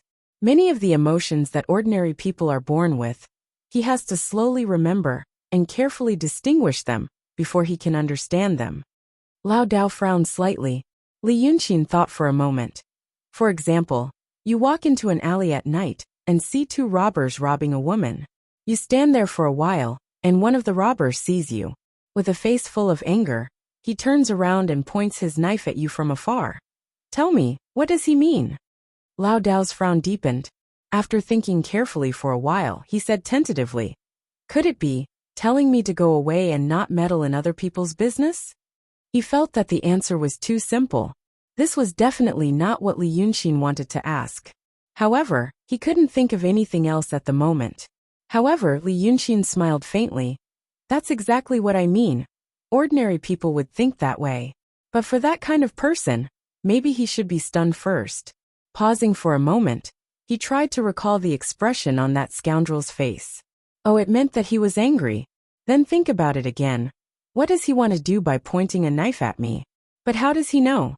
When a person points at another person, he might have something to talk about. Or he might just point at random. Or he might be pointing at the person behind him. How does he know what the robber is pointing at him? Lao Dao was indeed attracted by this example. He frowned and thought for a while, then asked doubtfully, but the robber is committing a crime. Doing such a thing, he is naturally afraid of being seen. Now that he has seen it, he should know that the robber is just threatening him. That's the problem. Li Yunqin paused and said softly. Ordinary people think that robbing people with knives is bad. But what if the robber doesn't think it's bad? He doesn't know that robbing people and cutting people with knives is a bad thing. What if he can't understand the feeling of the person who is being robbed and cut with a knife?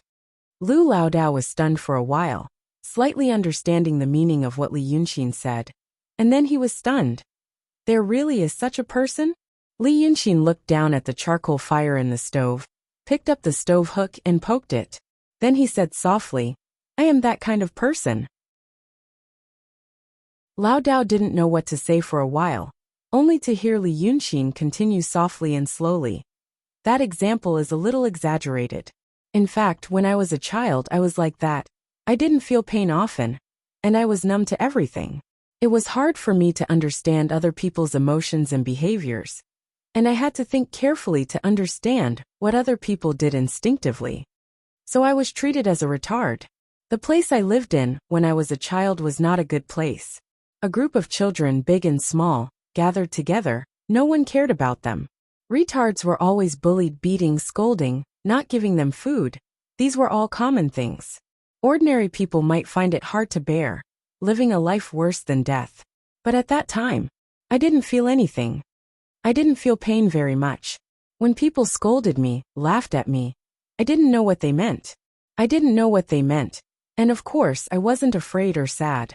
When someone was nice to me, secretly giving me food, I didn't feel anything.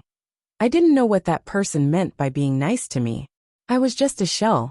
Ordinary people's shells are filled with emotions and desires, but I don't. Li Yunqin stopped and thought for a while. So I came here. You know, my cultivation is very fast. Those Taoist priests want to go through tribulations, to abandon their emotions and desires. I've already experienced what they do. Taoist priests want to forget their emotions. Swordsmen also want to forget their emotions. They cultivate for hundreds of years to achieve this result. I was born like that in the past. Lao Dao was dumbfounded. He really didn't know what to say. He stared at Li Yunqin for a long time before he squeezed out a sentence with difficulty. So you now. Li Yunqin smiled. Now? Now is naturally now. But at that time, what should I do? People say that I'm retarded, but I'm not. In fact, I'm smarter than those people. It's just that I have a lot of things to observe, to learn and to think about. For example, later on, I slowly realized that someone was waving his fist at me, intending to hit me. Ordinary people would be afraid and hide when they see it. As for me, I first saw him waving his fist at me, then thought about several possibilities, what he was probably going to do. Then, according to the environment and situation at that time, I found the most likely one from these possibilities. Then, I thought about how they would react when they encountered this possibility. Will they laugh? Or will they scream? Or will they cry? After thinking about so many things, I reacted, pretending to be afraid and hiding. As I slowly grew up, I slowly became proficient in these things. So, they said that I had grown up and my mind had changed. Actually, it's just that I need to learn more things compared to them. When they do something unintentionally, I have to think about dozens of things in my mind. Li Yunxin lowered his head and thought about it. After a few years, I gradually realized those around me were a bunch of idiots. In my eyes, they were extremely stupid, like kittens or puppies. After a few years, it became easier for me to know what they were thinking and what they might do, because their unintentional emotions and actions had actually been simulated and analyzed in my mind for so many years. There were so many possibilities, I had to think about them one by one. Li Yunxin turned to look at Lu Laodao. Later on, I was adopted by someone. My conditions were better. I had clean clothes. I could eat my fill and I could sleep peacefully. After that, I read some books and did some things. I found out that not everyone in the world is like cats and dogs. There are still some people who are as smart as me. Those people wrote some things, works, theories, some of which I found funny, some of which I found very reasonable. So, in the end, I became a psychiatrist. He stopped and thought for a while. He seemed to find it very funny. I went to talk about feelings and give guidance to others. You see, this is the power of knowledge. He was silent for a while and slightly raised his head, as if he was thinking about the past. Then, I came here. You asked me what I am now. I am now an ordinary person. But do you know why a person is Zhang San and not Li Si, Wang Wu or Zhao Lu? Why? The Freemasons ran around to take over bodies, changing their gender and body. How can they prove that they are themselves? It's memory. When I came to this world, I carried the memory of the past. The feeling of the past. The feeling of numbness and emptiness. The feeling of not knowing what feelings are. All stuffed into an ordinary person's head. Li Yunxin frowned slightly. I can understand ordinary people's feelings. But I can't completely understand ordinary people's feelings. Past experiences and memories are in the middle. So when I was in the city of Wei, that Yunzi mistook me as hatred. He came to the side yard and told me something about renouncing feelings and abandoning desires, about recultivating and about Taoist heart. What a joke. Those people need Taoist heart and go through tribulations. Isn't it just to become what I used to be? Li Yunxin smiled and shook his head. Those are the things I played with. I don't need to renounce feelings and abandon desires. I understand that feeling. I don't need any Taoist heart. At least I used to think so. Lu Laodao was already dumbfounded listening to him. At this moment, when Li Yunxin mentioned Taoist heart, he suddenly came to a realization. In the past, Brother Xian's trouble now is this Taoist heart? Li Yunxin was silent for a while and sighed. Yes, a situation that I didn't expect. To me, it was a feeling that was extremely unfamiliar. If I were an ordinary person, I would have plenty of opportunities to try and make mistakes. But now I am a demon cultivator in the true state. One wrong step, and I may be doomed eternally.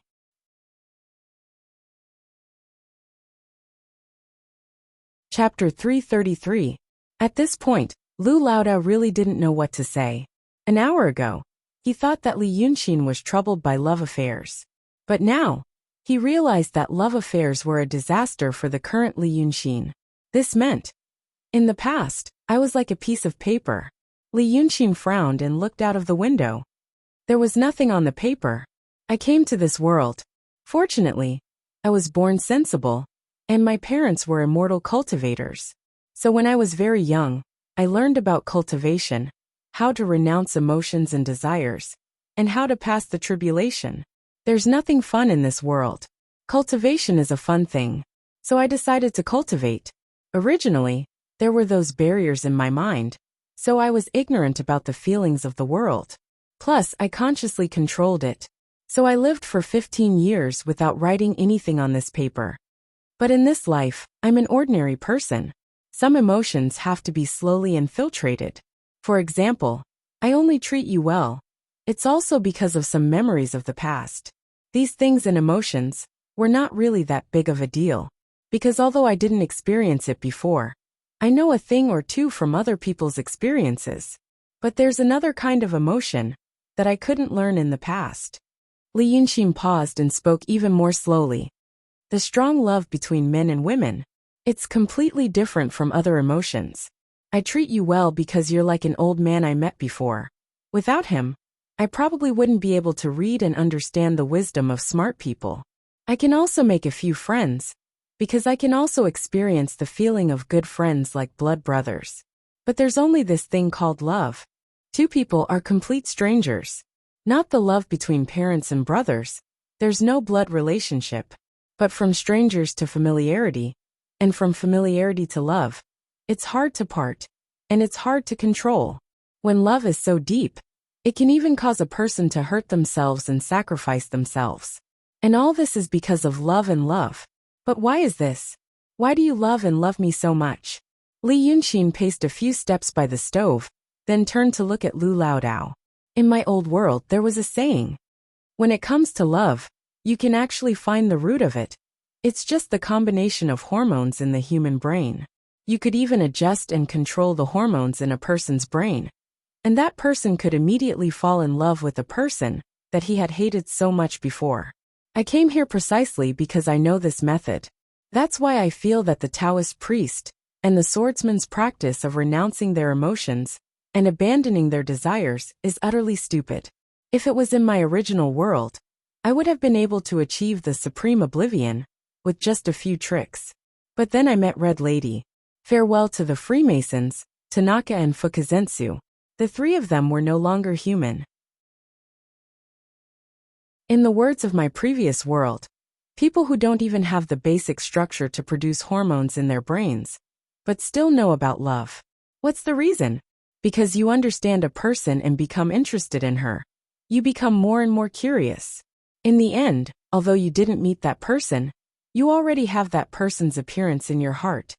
Her every move, every frown and every smile are in your mind. So at a certain moment, you feel that you have to let go or forget her. And you feel inexplicably sad and melancholy. Why is this? After listening to Li Yunxin, Lao Dao was silent for a while, then said in a low voice, Brother Exine, don't you already know? This is love and love. Li Yunxin gritted his teeth and looked out of the window. Yes, I already know. That's why I'm in trouble. I have such a strong desire, and I know what it feels like. I also have to renounce my emotions and abandon my desires. Maybe I also need some kind of Taoist heart. But Brother Exine said before that you have subconsciously controlled your emotions. How did you come to this step today? Lu Laodao looked at him doubtfully. From what you said, you liked or admired that woman for a long time. During this time, didn't you notice it? Didn't you try to stop? Li Yunxin's expression became strange, as if he was hesitating whether to say something or not. Finally, he looked at Lu Laodao and remembered what Lao Dao had said before. The two of us now can be considered companions, relying on each other for survival. He sighed in a low voice. It's a long story. That person, I thought she was a man. Li Yunxin sat down dejectedly by the copper stove again, rubbing his forehead. These days, I have seen a lot of traces left by that person, and I feel that she is one of the few people in this world with interesting stories. You know, there are many idiots in this world, and there are also many idiots who don't know they are idiots. It's very boring and depressing.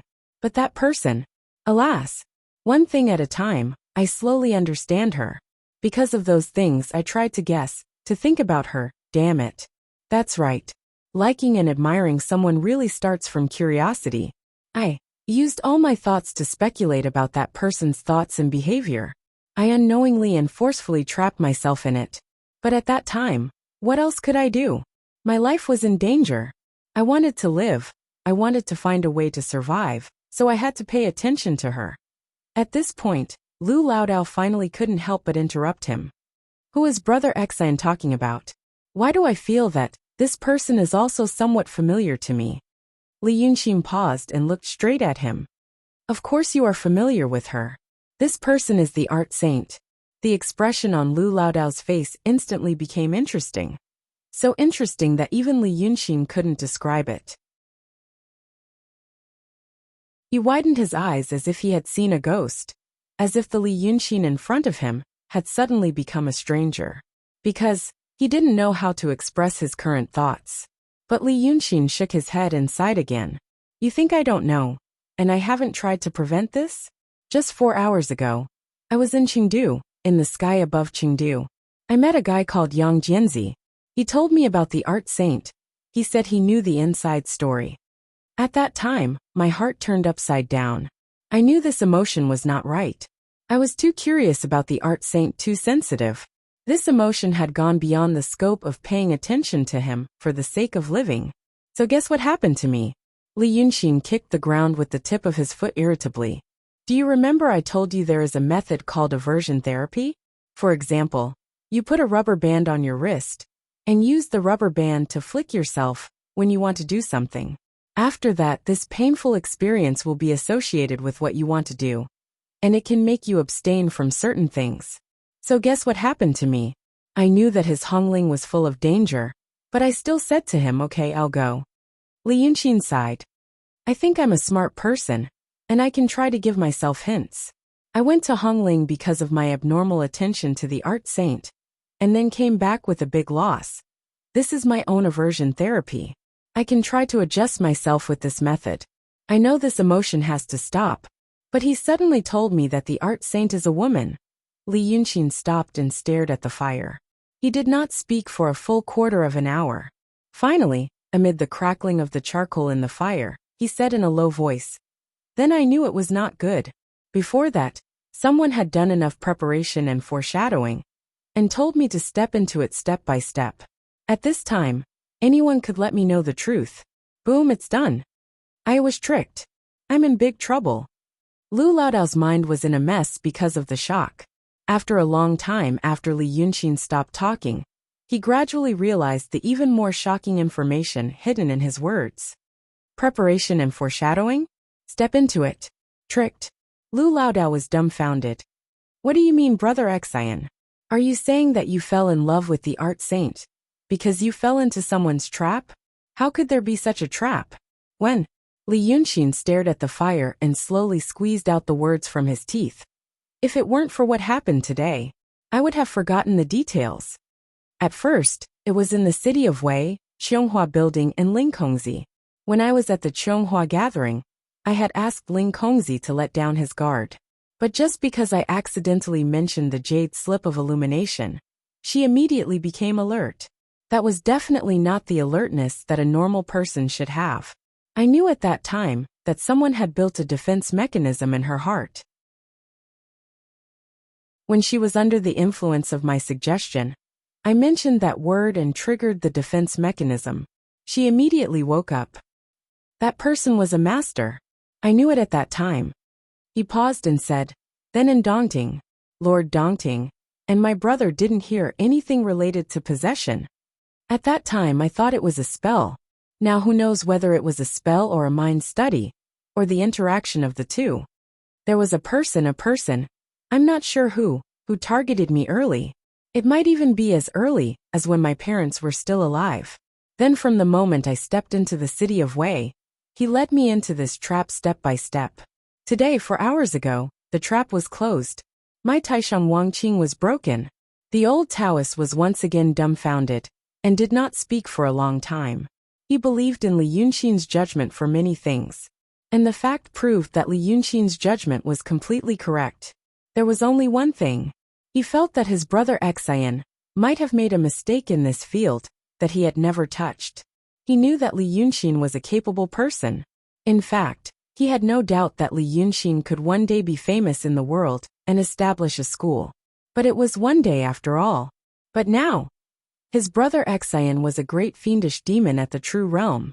He was considered a rather powerful character. But who was this powerful compared to?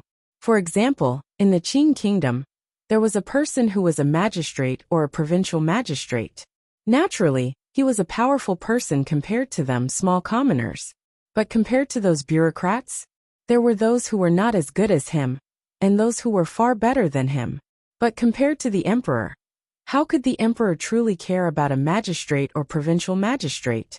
That was the painting saint. Compared to the world, was it not the emperor to the Qing kingdom?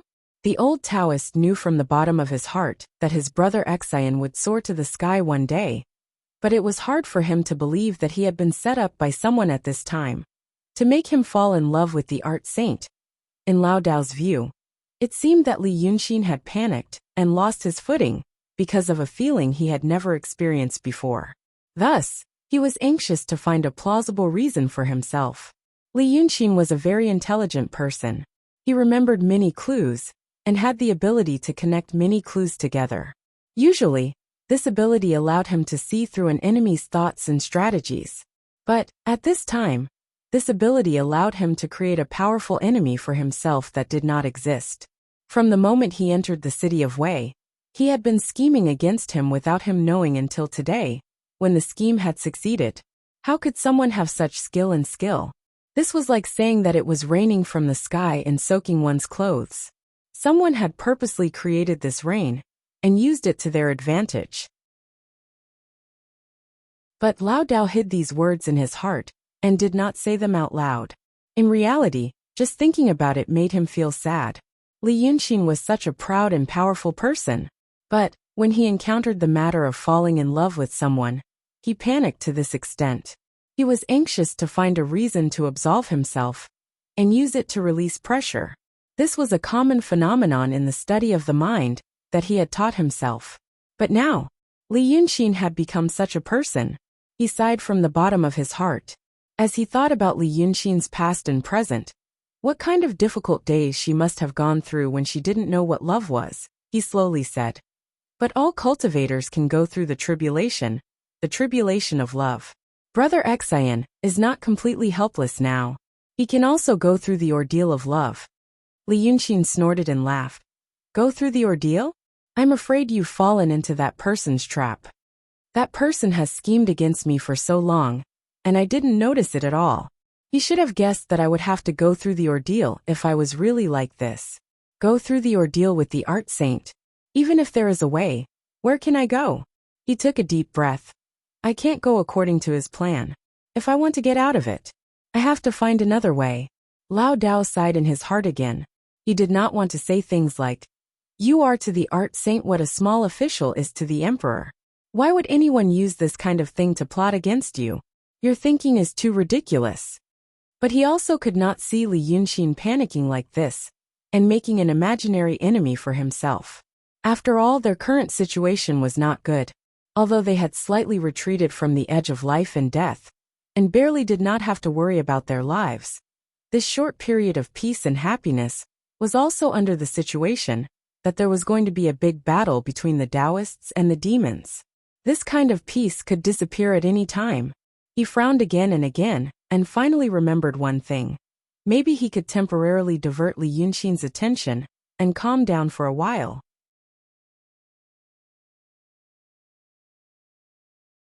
Chapter 334. He had heard of this matter by chance, but only regarded it as a rumor because he thought it was too absurd.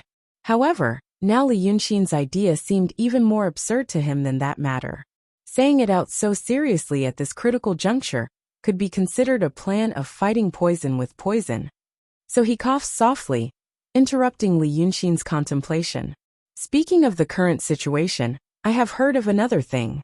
I thought it might be related to what you think, but I thought it was nonsense before. So I didn't say it. At this moment, Li Yunxin was like a tightened spring. Anything to do with stratagem touched his sensitive nerve. So he immediately turned to look at him. What is it? Tell me. It's related to the original owner of this place, Lao Dao said slowly, and at the same time tried to say some nonsense, so that Li Yunxin would slowly calm down while listening to him. The owner of this place, Lord Dongting, didn't he leave the barrier and go to Shinryu a few days ago? Then the news is related to him. A few days ago, Taoist Shuk came back and mentioned it in passing. They learned it from a few small demons. When I heard it at that time, I thought, how could those small demons know this kind of news? So I just thought that those small demons were also talking nonsense. So I didn't mention it just now. Then he began to ramble. For example, how the rat spirit Shuck came back that day, what the weather was like, what his clothes were like, how he felt at the time, what he was thinking, what he was doing, all kinds of things big or small, mixed with some long-winded, repeatedly emphasized nonsense.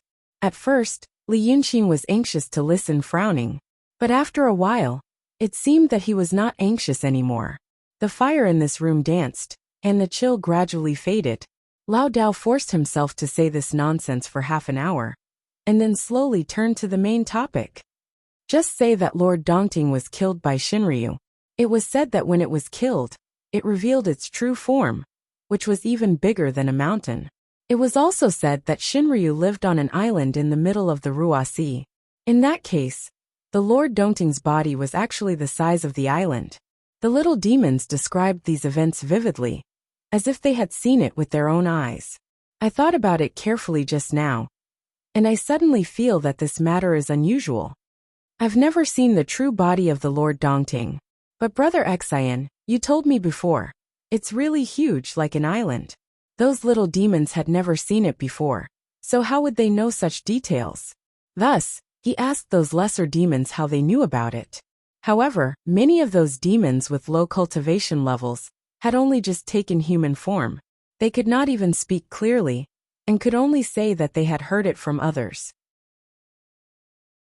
So I asked a few more questions, and the result was even more surprising. It seems like all the demons nearby know about this except for us. From this, it could be seen how widespread the news was. If the Lord Dongting was really killed in the Ruo Sea, then where is the Ruo Sea? It's said that it's in the easternmost region, and no one has ever been there before. Isn't the Ruo Sea tens of thousands of miles away from here? Doesn't that mean that all the demons in the world know about this matter? As he spoke, he looked at Li Yunxin's expression. At this moment, Li Yunxin was sitting in front of the copper stove, one arm on the table, the other on his leg. He squinted his eyes, listening to him. The light from the fire cast a shadow on his face, making his eyes look especially dark. His pupils were huge, like two small black holes. When Lao Dao said this, Li Yunxin blinked a few times and calmly asked, "Ah, what's going on?" Lao Dao stood up, walked in front of Li Yunxin, and stayed silent for a while.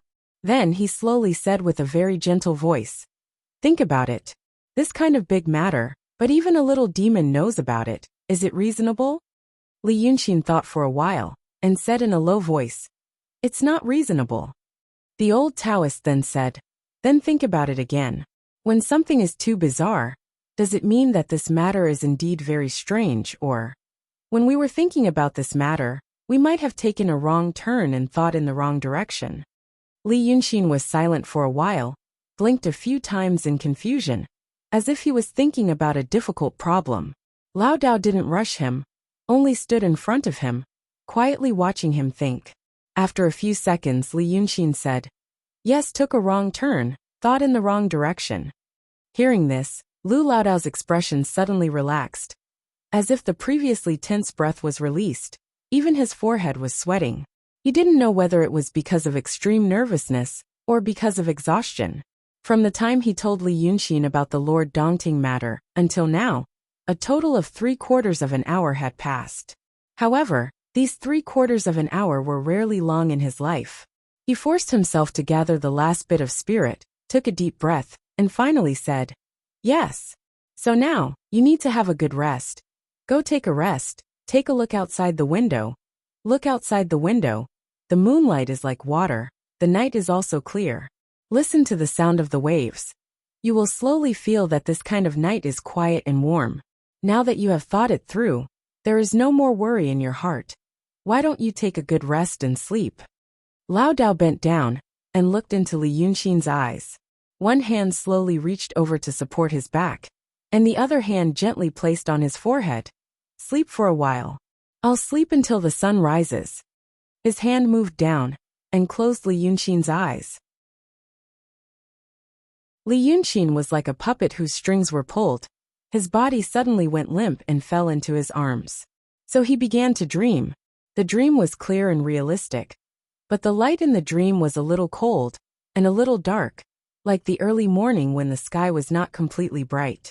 He stood in front of a door, in a corridor. The floor of the corridor was covered with a scarlet carpet. The carpet was so thick that one could not hear any sound when he lightly stamped his feet. There were cameras on the wall. Within 10 steps, there were 2 small cameras aimed at the door. No one could escape the eyes of the watchers.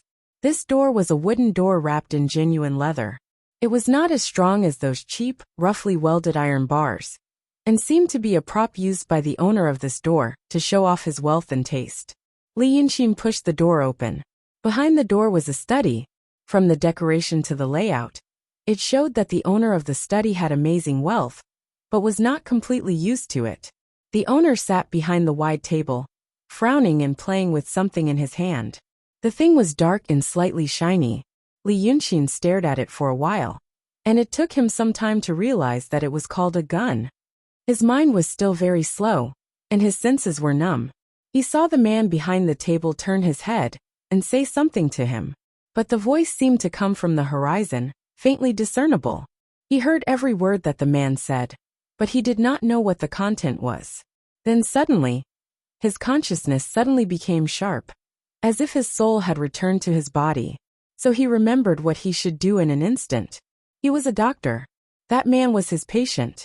However, he did not appear here today to listen to his complaints, nor to comfort his desperate and ruthless heart, like he did in the past 2 years. To kill him, after making him suffer for half a year. This was his goal. Li Yunxin was stunned for a second. Then, when the man raised his voice impatiently, he strode in front of him. He raised a hand, snapped his fingers, and said only 3 words, "Follow me."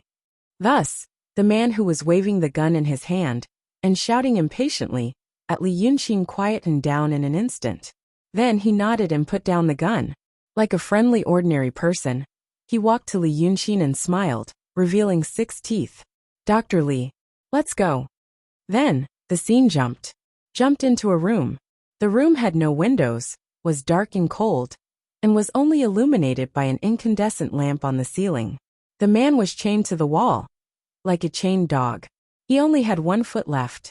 His other foot was gone, and half of his calf was gone. The wound was carefully bandaged, and there was no trace of blood.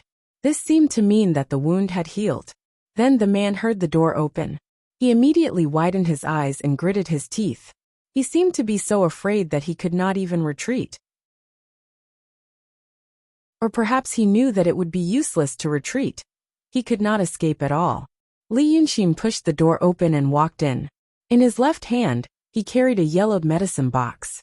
In his right hand he carried an axe. The blade of the axe gleamed coldly.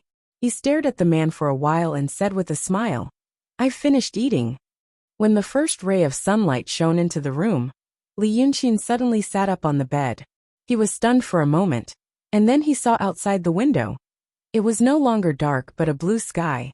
Right now, he was sitting on the bed in the big room, covered with a thin quilt. The sunlight was a little dazzling, and his back was slightly damp, as if he was sweating from sleep. He heard the faint sound of cicadas. He heard the sound of water birds. He widened his eyes and turned to look at the man sitting by the bed. Lu Laodao was also looking at him. His eyes were bloodshot, and his lips were dry and chapped. His mouth trembled slightly for a while, and then he said as if he had made up his mind, "I hypnotized you. Last night I hypnotized you. I made you sleep well. I used the method that you taught me." Li Yunxin still stared at him, as if he did not know what to say or do. The old Taoist priest took another deep breath. "To calm you down. You were hypnotized by me. Do you realize how out of control you were last night?" After he said that, after a long while, Li Yunxin slowly turned around, stepped on the ground, and sat facing the old Taoist. Then, he stared at Lu Laodao for a quarter of an hour before he suddenly sighed and looked down at his feet. "You're right. I lost my mind," he said in a low voice. "I lost my mind. So I should start working."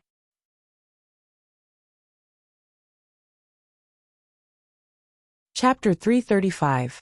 After saying that, Li Yunqin stood up. He walked a few steps and shook his robe as if to encourage himself. Then, he stood by the window and stared at the lake in the distance. After a moment of silence he said, "I have to find that person. You are right, I lost my mind. In this world, even the so-called god, Black Bai Yanjun, is just a stronger creature. What is there to be afraid of about the person who schemed against me? Last night, I was probably scared." Lao Dao was stunned by the bedside. He did not expect that. Li Yunqin still persisted in that thought. He still thought that someone schemed against him. So he sighed in his heart and tried to speak again. "Brother Exon, there are some words." However, he suddenly felt a slight swelling in his ears before he could finish his words. It was a familiar feeling. It was as if someone had put his palms flat and pressed them against his ears. But the strange feeling did not stop there. He felt a slight itch on his body. It was as if the hairs on his body were attracted by something and all stood up. Therefore, the friction between the hairs on his body and the clothes on his body was both itchy and tingling. Lao Dao stopped talking because of this strange feeling. He thought. Li Yunqin was angry. He hypnotized him first, and now he doubted his deduction again. Li Yunqin was such a proud person, and he did not have a good temper. He probably couldn't bear it anymore. But then, he found that Li Yunqin's hair was floating. His black hair was originally hanging down his back, contrasting with his snow-white robe. But now, when Lu Laodao saw Li Yunqin turn around, there was doubt in his eyes. A few strands of hair in front of his forehead were fluttering. Lu Laodao was actually familiar with this scene. In winter, the weather was dry and everything was dry. When he took off his clothes at night, his clothes would make a crackling sound, and his hair would stick together. If he was not careful, his hair would be stung. Lao Dao was puzzled. In fact, it had only been a breath's time since he felt strange. Then he saw Li Yunqin's expression change. His brows were slightly furrowed, and his eyes narrowed as he looked at himself. However, in the next moment, his eyes suddenly widened, and his eyeballs rolled upwards, as if he wanted to look at the sky.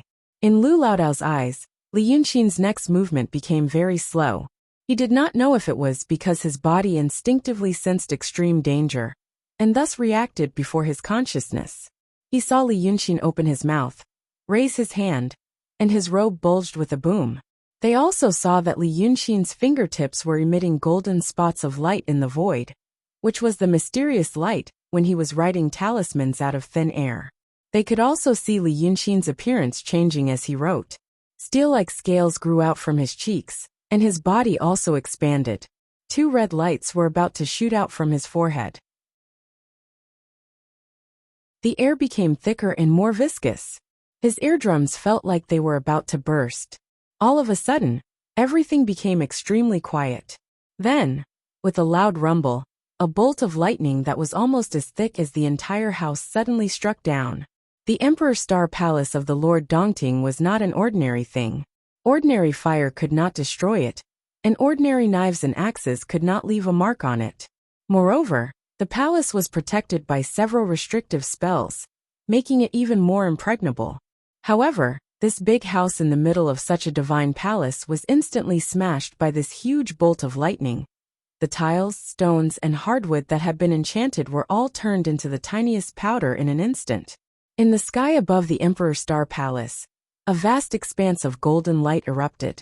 That was the ominous light that was released because the restriction outside the palace was shattered by the incomparably violent power. However, there was more than one bolt of lightning. At this moment, 1,000 meters above the Emperor Star Palace on the mountain of the Lord Dongting, a thick whirlpool-like cloud was rapidly expanding. Soon, the sun and the blue sky could not be seen. From within this thick cloud, more than 100 lightning snakes struck down like a storm. The air around the entire Mount June became white because of this terrible power. Then, clouds of fire spread out with a roar. Everything happened in the time of 2 breaths. 2 breaths ago, the sun was shining on Mount June and the breeze was blowing. 2 breaths later, the verdant plants on the island were all gone. The entire island changed from dark green to crimson red. Large tracts of bright red lava poured down from the top of the mountain, like a waterfall, and rushed into the lake. Because of this, the water in the lake evaporated and soared into the sky. The water was then penetrated by the dense curtain of lightning and turned into even more violent shock waves, setting off wave after wave of earth-shattering waves on the surface of the lake. However, in the midst of such a terrifying momentum, violent power, and thorough bombardment, the peak of Mount June that was already filled with boiling magma still had a grain of golden light that was the size of a grain of rice. It was blindingly bright. As the saying goes, a grain of rice also dares to compete with the sun and the moon. People often used this saying to laugh at fools who overestimated their own capabilities. But right now, this overwhelming curtain of lightning that was bombarding down was more than just the brilliance of the sun and the moon. They were so dazzling that this light could be seen from 100 or even 1,000 miles away. It made the morning sun hanging high in the sky appear dim, but that dot of golden light on the peak of the huge Mount June Island, actually burst out with a dazzling light that was not inferior to the others. The ground within a few feet around it was completely intact, like a lonely stone pillar that had popped out from the boiling sea of lava. At the top of this pillar, Li Yunxin, who had already revealed his fiend god body, was surrounded by clouds and mist. His hands held up to the sky. The densely packed golden runes around him flickered in and out of existence, rotating at high speed, forming a dazzling golden barrier around him. And in front of him floated 2 scrolls. It was the second of the Octadic Treasure's ancient scroll. These 2 treasures, which were even more powerful than spirit maps, were also emitting brilliant golden light by Li Yunxin. They resisted the terrifying power that came crashing down from the sky. Old Taoist Lu, on the other hand, stood beside him completely stunned. In the time of two breaths, he witnessed the verdant Mount June Island instantly turn into a purgatory on earth with lava flowing everywhere. His 7 apertures were shaken to the point of bleeding, even though he was under the protection of Li Yunxin. As an emptiness realm cultivator, his bones were still creaking. It was so painful that it seemed like they would all break in the next moment. He was at a loss, as if he didn't know what to do at all, because he saw that even Li Yunxin, who had revealed his fiend god body, had golden blood seeping out of his steel-like scales. The blood converged into a small stream between the scales and gurgled to the ground. As soon as it touched the ground, it burned and emitted green smoke. Li Yunxin was already like this. What else could he do to help? The strong light made him almost unable to open his eyes, and the huge roar almost deafened him. Even in such an environment, he could barely hear Li Yunxin talking to him. I was right. Li Yunxin's tone was unexpectedly calm, as if the heavenly thunder was just a gentle breeze and drizzle to him. He continued to use his supernatural power to transmit his voice into Lao Dao's ears. Yesterday I said that someone broke my supreme indifference, and today someone made such a big scene. I was right. Hee. But no matter who it is, at least I have a knot in my heart. I don't need to bother to guess whether I'm delusional or not. He grinned and looked up at the sky, but he could see nothing except the dazzling white light. Or rather, he could only see the layers of prohibition that he had activated, which were getting dimmer and dimmer under the continuous strikes of the heavenly thunder. Hearing his words, Lao Dao was even more anxious and hateful in his heart. He wished he could bang his head against the wall and die at once. He didn't care whether Li Yunxin could hear him or not. He beat his chest and stamped his feet, shouting, "It was I who harmed you.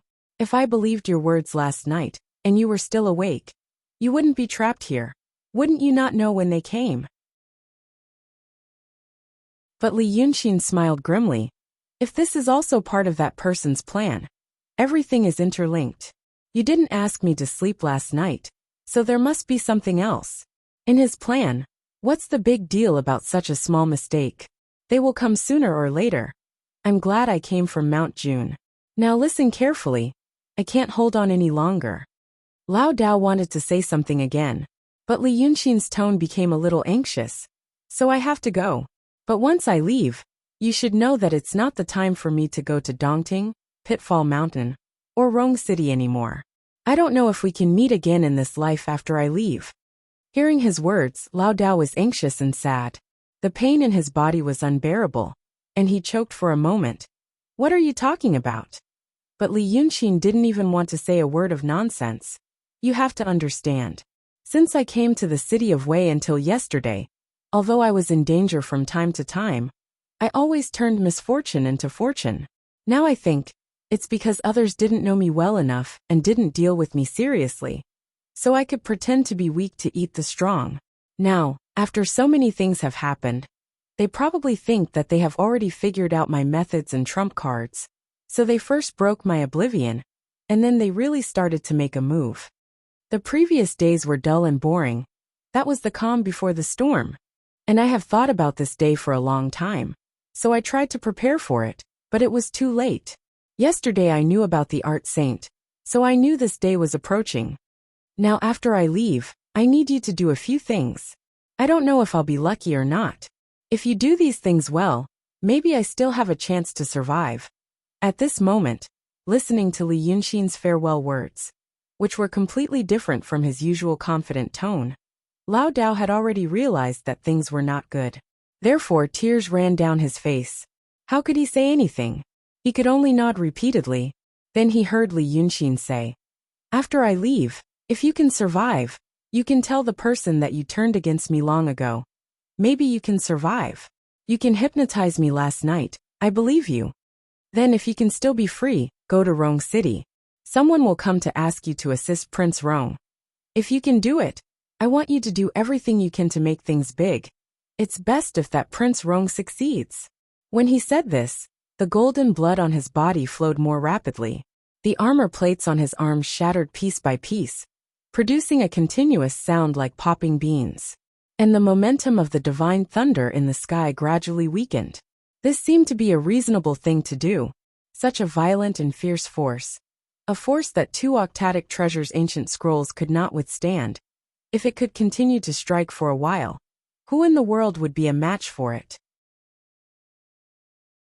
Li Yunxin was already an arrow at the end of its flight, and the divine thunder was also an arrow at the end of its flight. Therefore, he struggled to hold on until the lightning in the sky gradually disappeared, leaving only a particularly thick purple lightning bolt that struck down. Only then did he shout loudly, "Live!" The lightning bolt hit his body. With a boom, Li Yunxin disappeared in a flash of golden light. A tearing bamboo fracture fan with green smoke was hit in the air, and fell to the ground with a clatter. And Lu Laodao also fell to the ground, because of this last earth-shaking bang.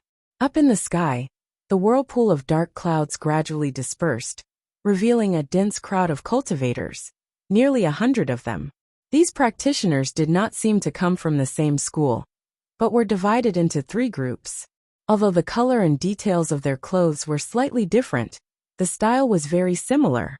This style was also similar to the Taoist priests of the Shangqing Danding sect and the Lingshu sword sect, who were stationed in the city of Wei. This meant that these 3 groups of people came from the 72 schools of Daotong and Kenzo. Right now, these 3 groups of people seemed to be stunned, staring at the Mount June Island that had turned into a sea of fire, and the fog and huge waves that spread for nearly 100 miles around the island. They did not speak for a long time. They were not looking at the surviving Lu Laodao. But, isn't Li Yunxin in the true realm? The speaker stood in front of a group of disciples of the Shangqing Danding sect, stepping on a dipper, which was made by cutting a gourd in half and drying it in the sun. However, this dipper was neither made of metal nor wood, and it was extremely huge. Behind him, there were more than 20 disciples, standing on the flying magic treasure. At this moment, when the sect master of the High Clarity Pill Cauldron sect moved, the magic treasure beneath his feet moved as well. Therefore the group of disciples staggered left and right. There were even some who cried out, as though they were afraid of falling. This meant that many of them had not reached the transcendent realm, and could not fly in the sky. Didn't you say that your 9 heavens godly thunder could kill cultivators below the profound realm? Didn't you use your full strength just now? The speaker stood in front of a group of disciples of the Lingshu sword sect. There were also dozens of disciples behind him. There were a dozen or so people riding on flying swords, barely managing to stabilize themselves in the high winds. The remaining 20 stood on a big treasure sword. This big treasure sword was obviously this master's flying Dharma treasure. It was surrounded by a green light, and 2 ancient runes were carved on it. One was Shun, and the other was Scholar. The group in the middle was the group that the 2 sect leaders were questioning in disbelief. The leader of this group had a gloomy expression, and he frowned.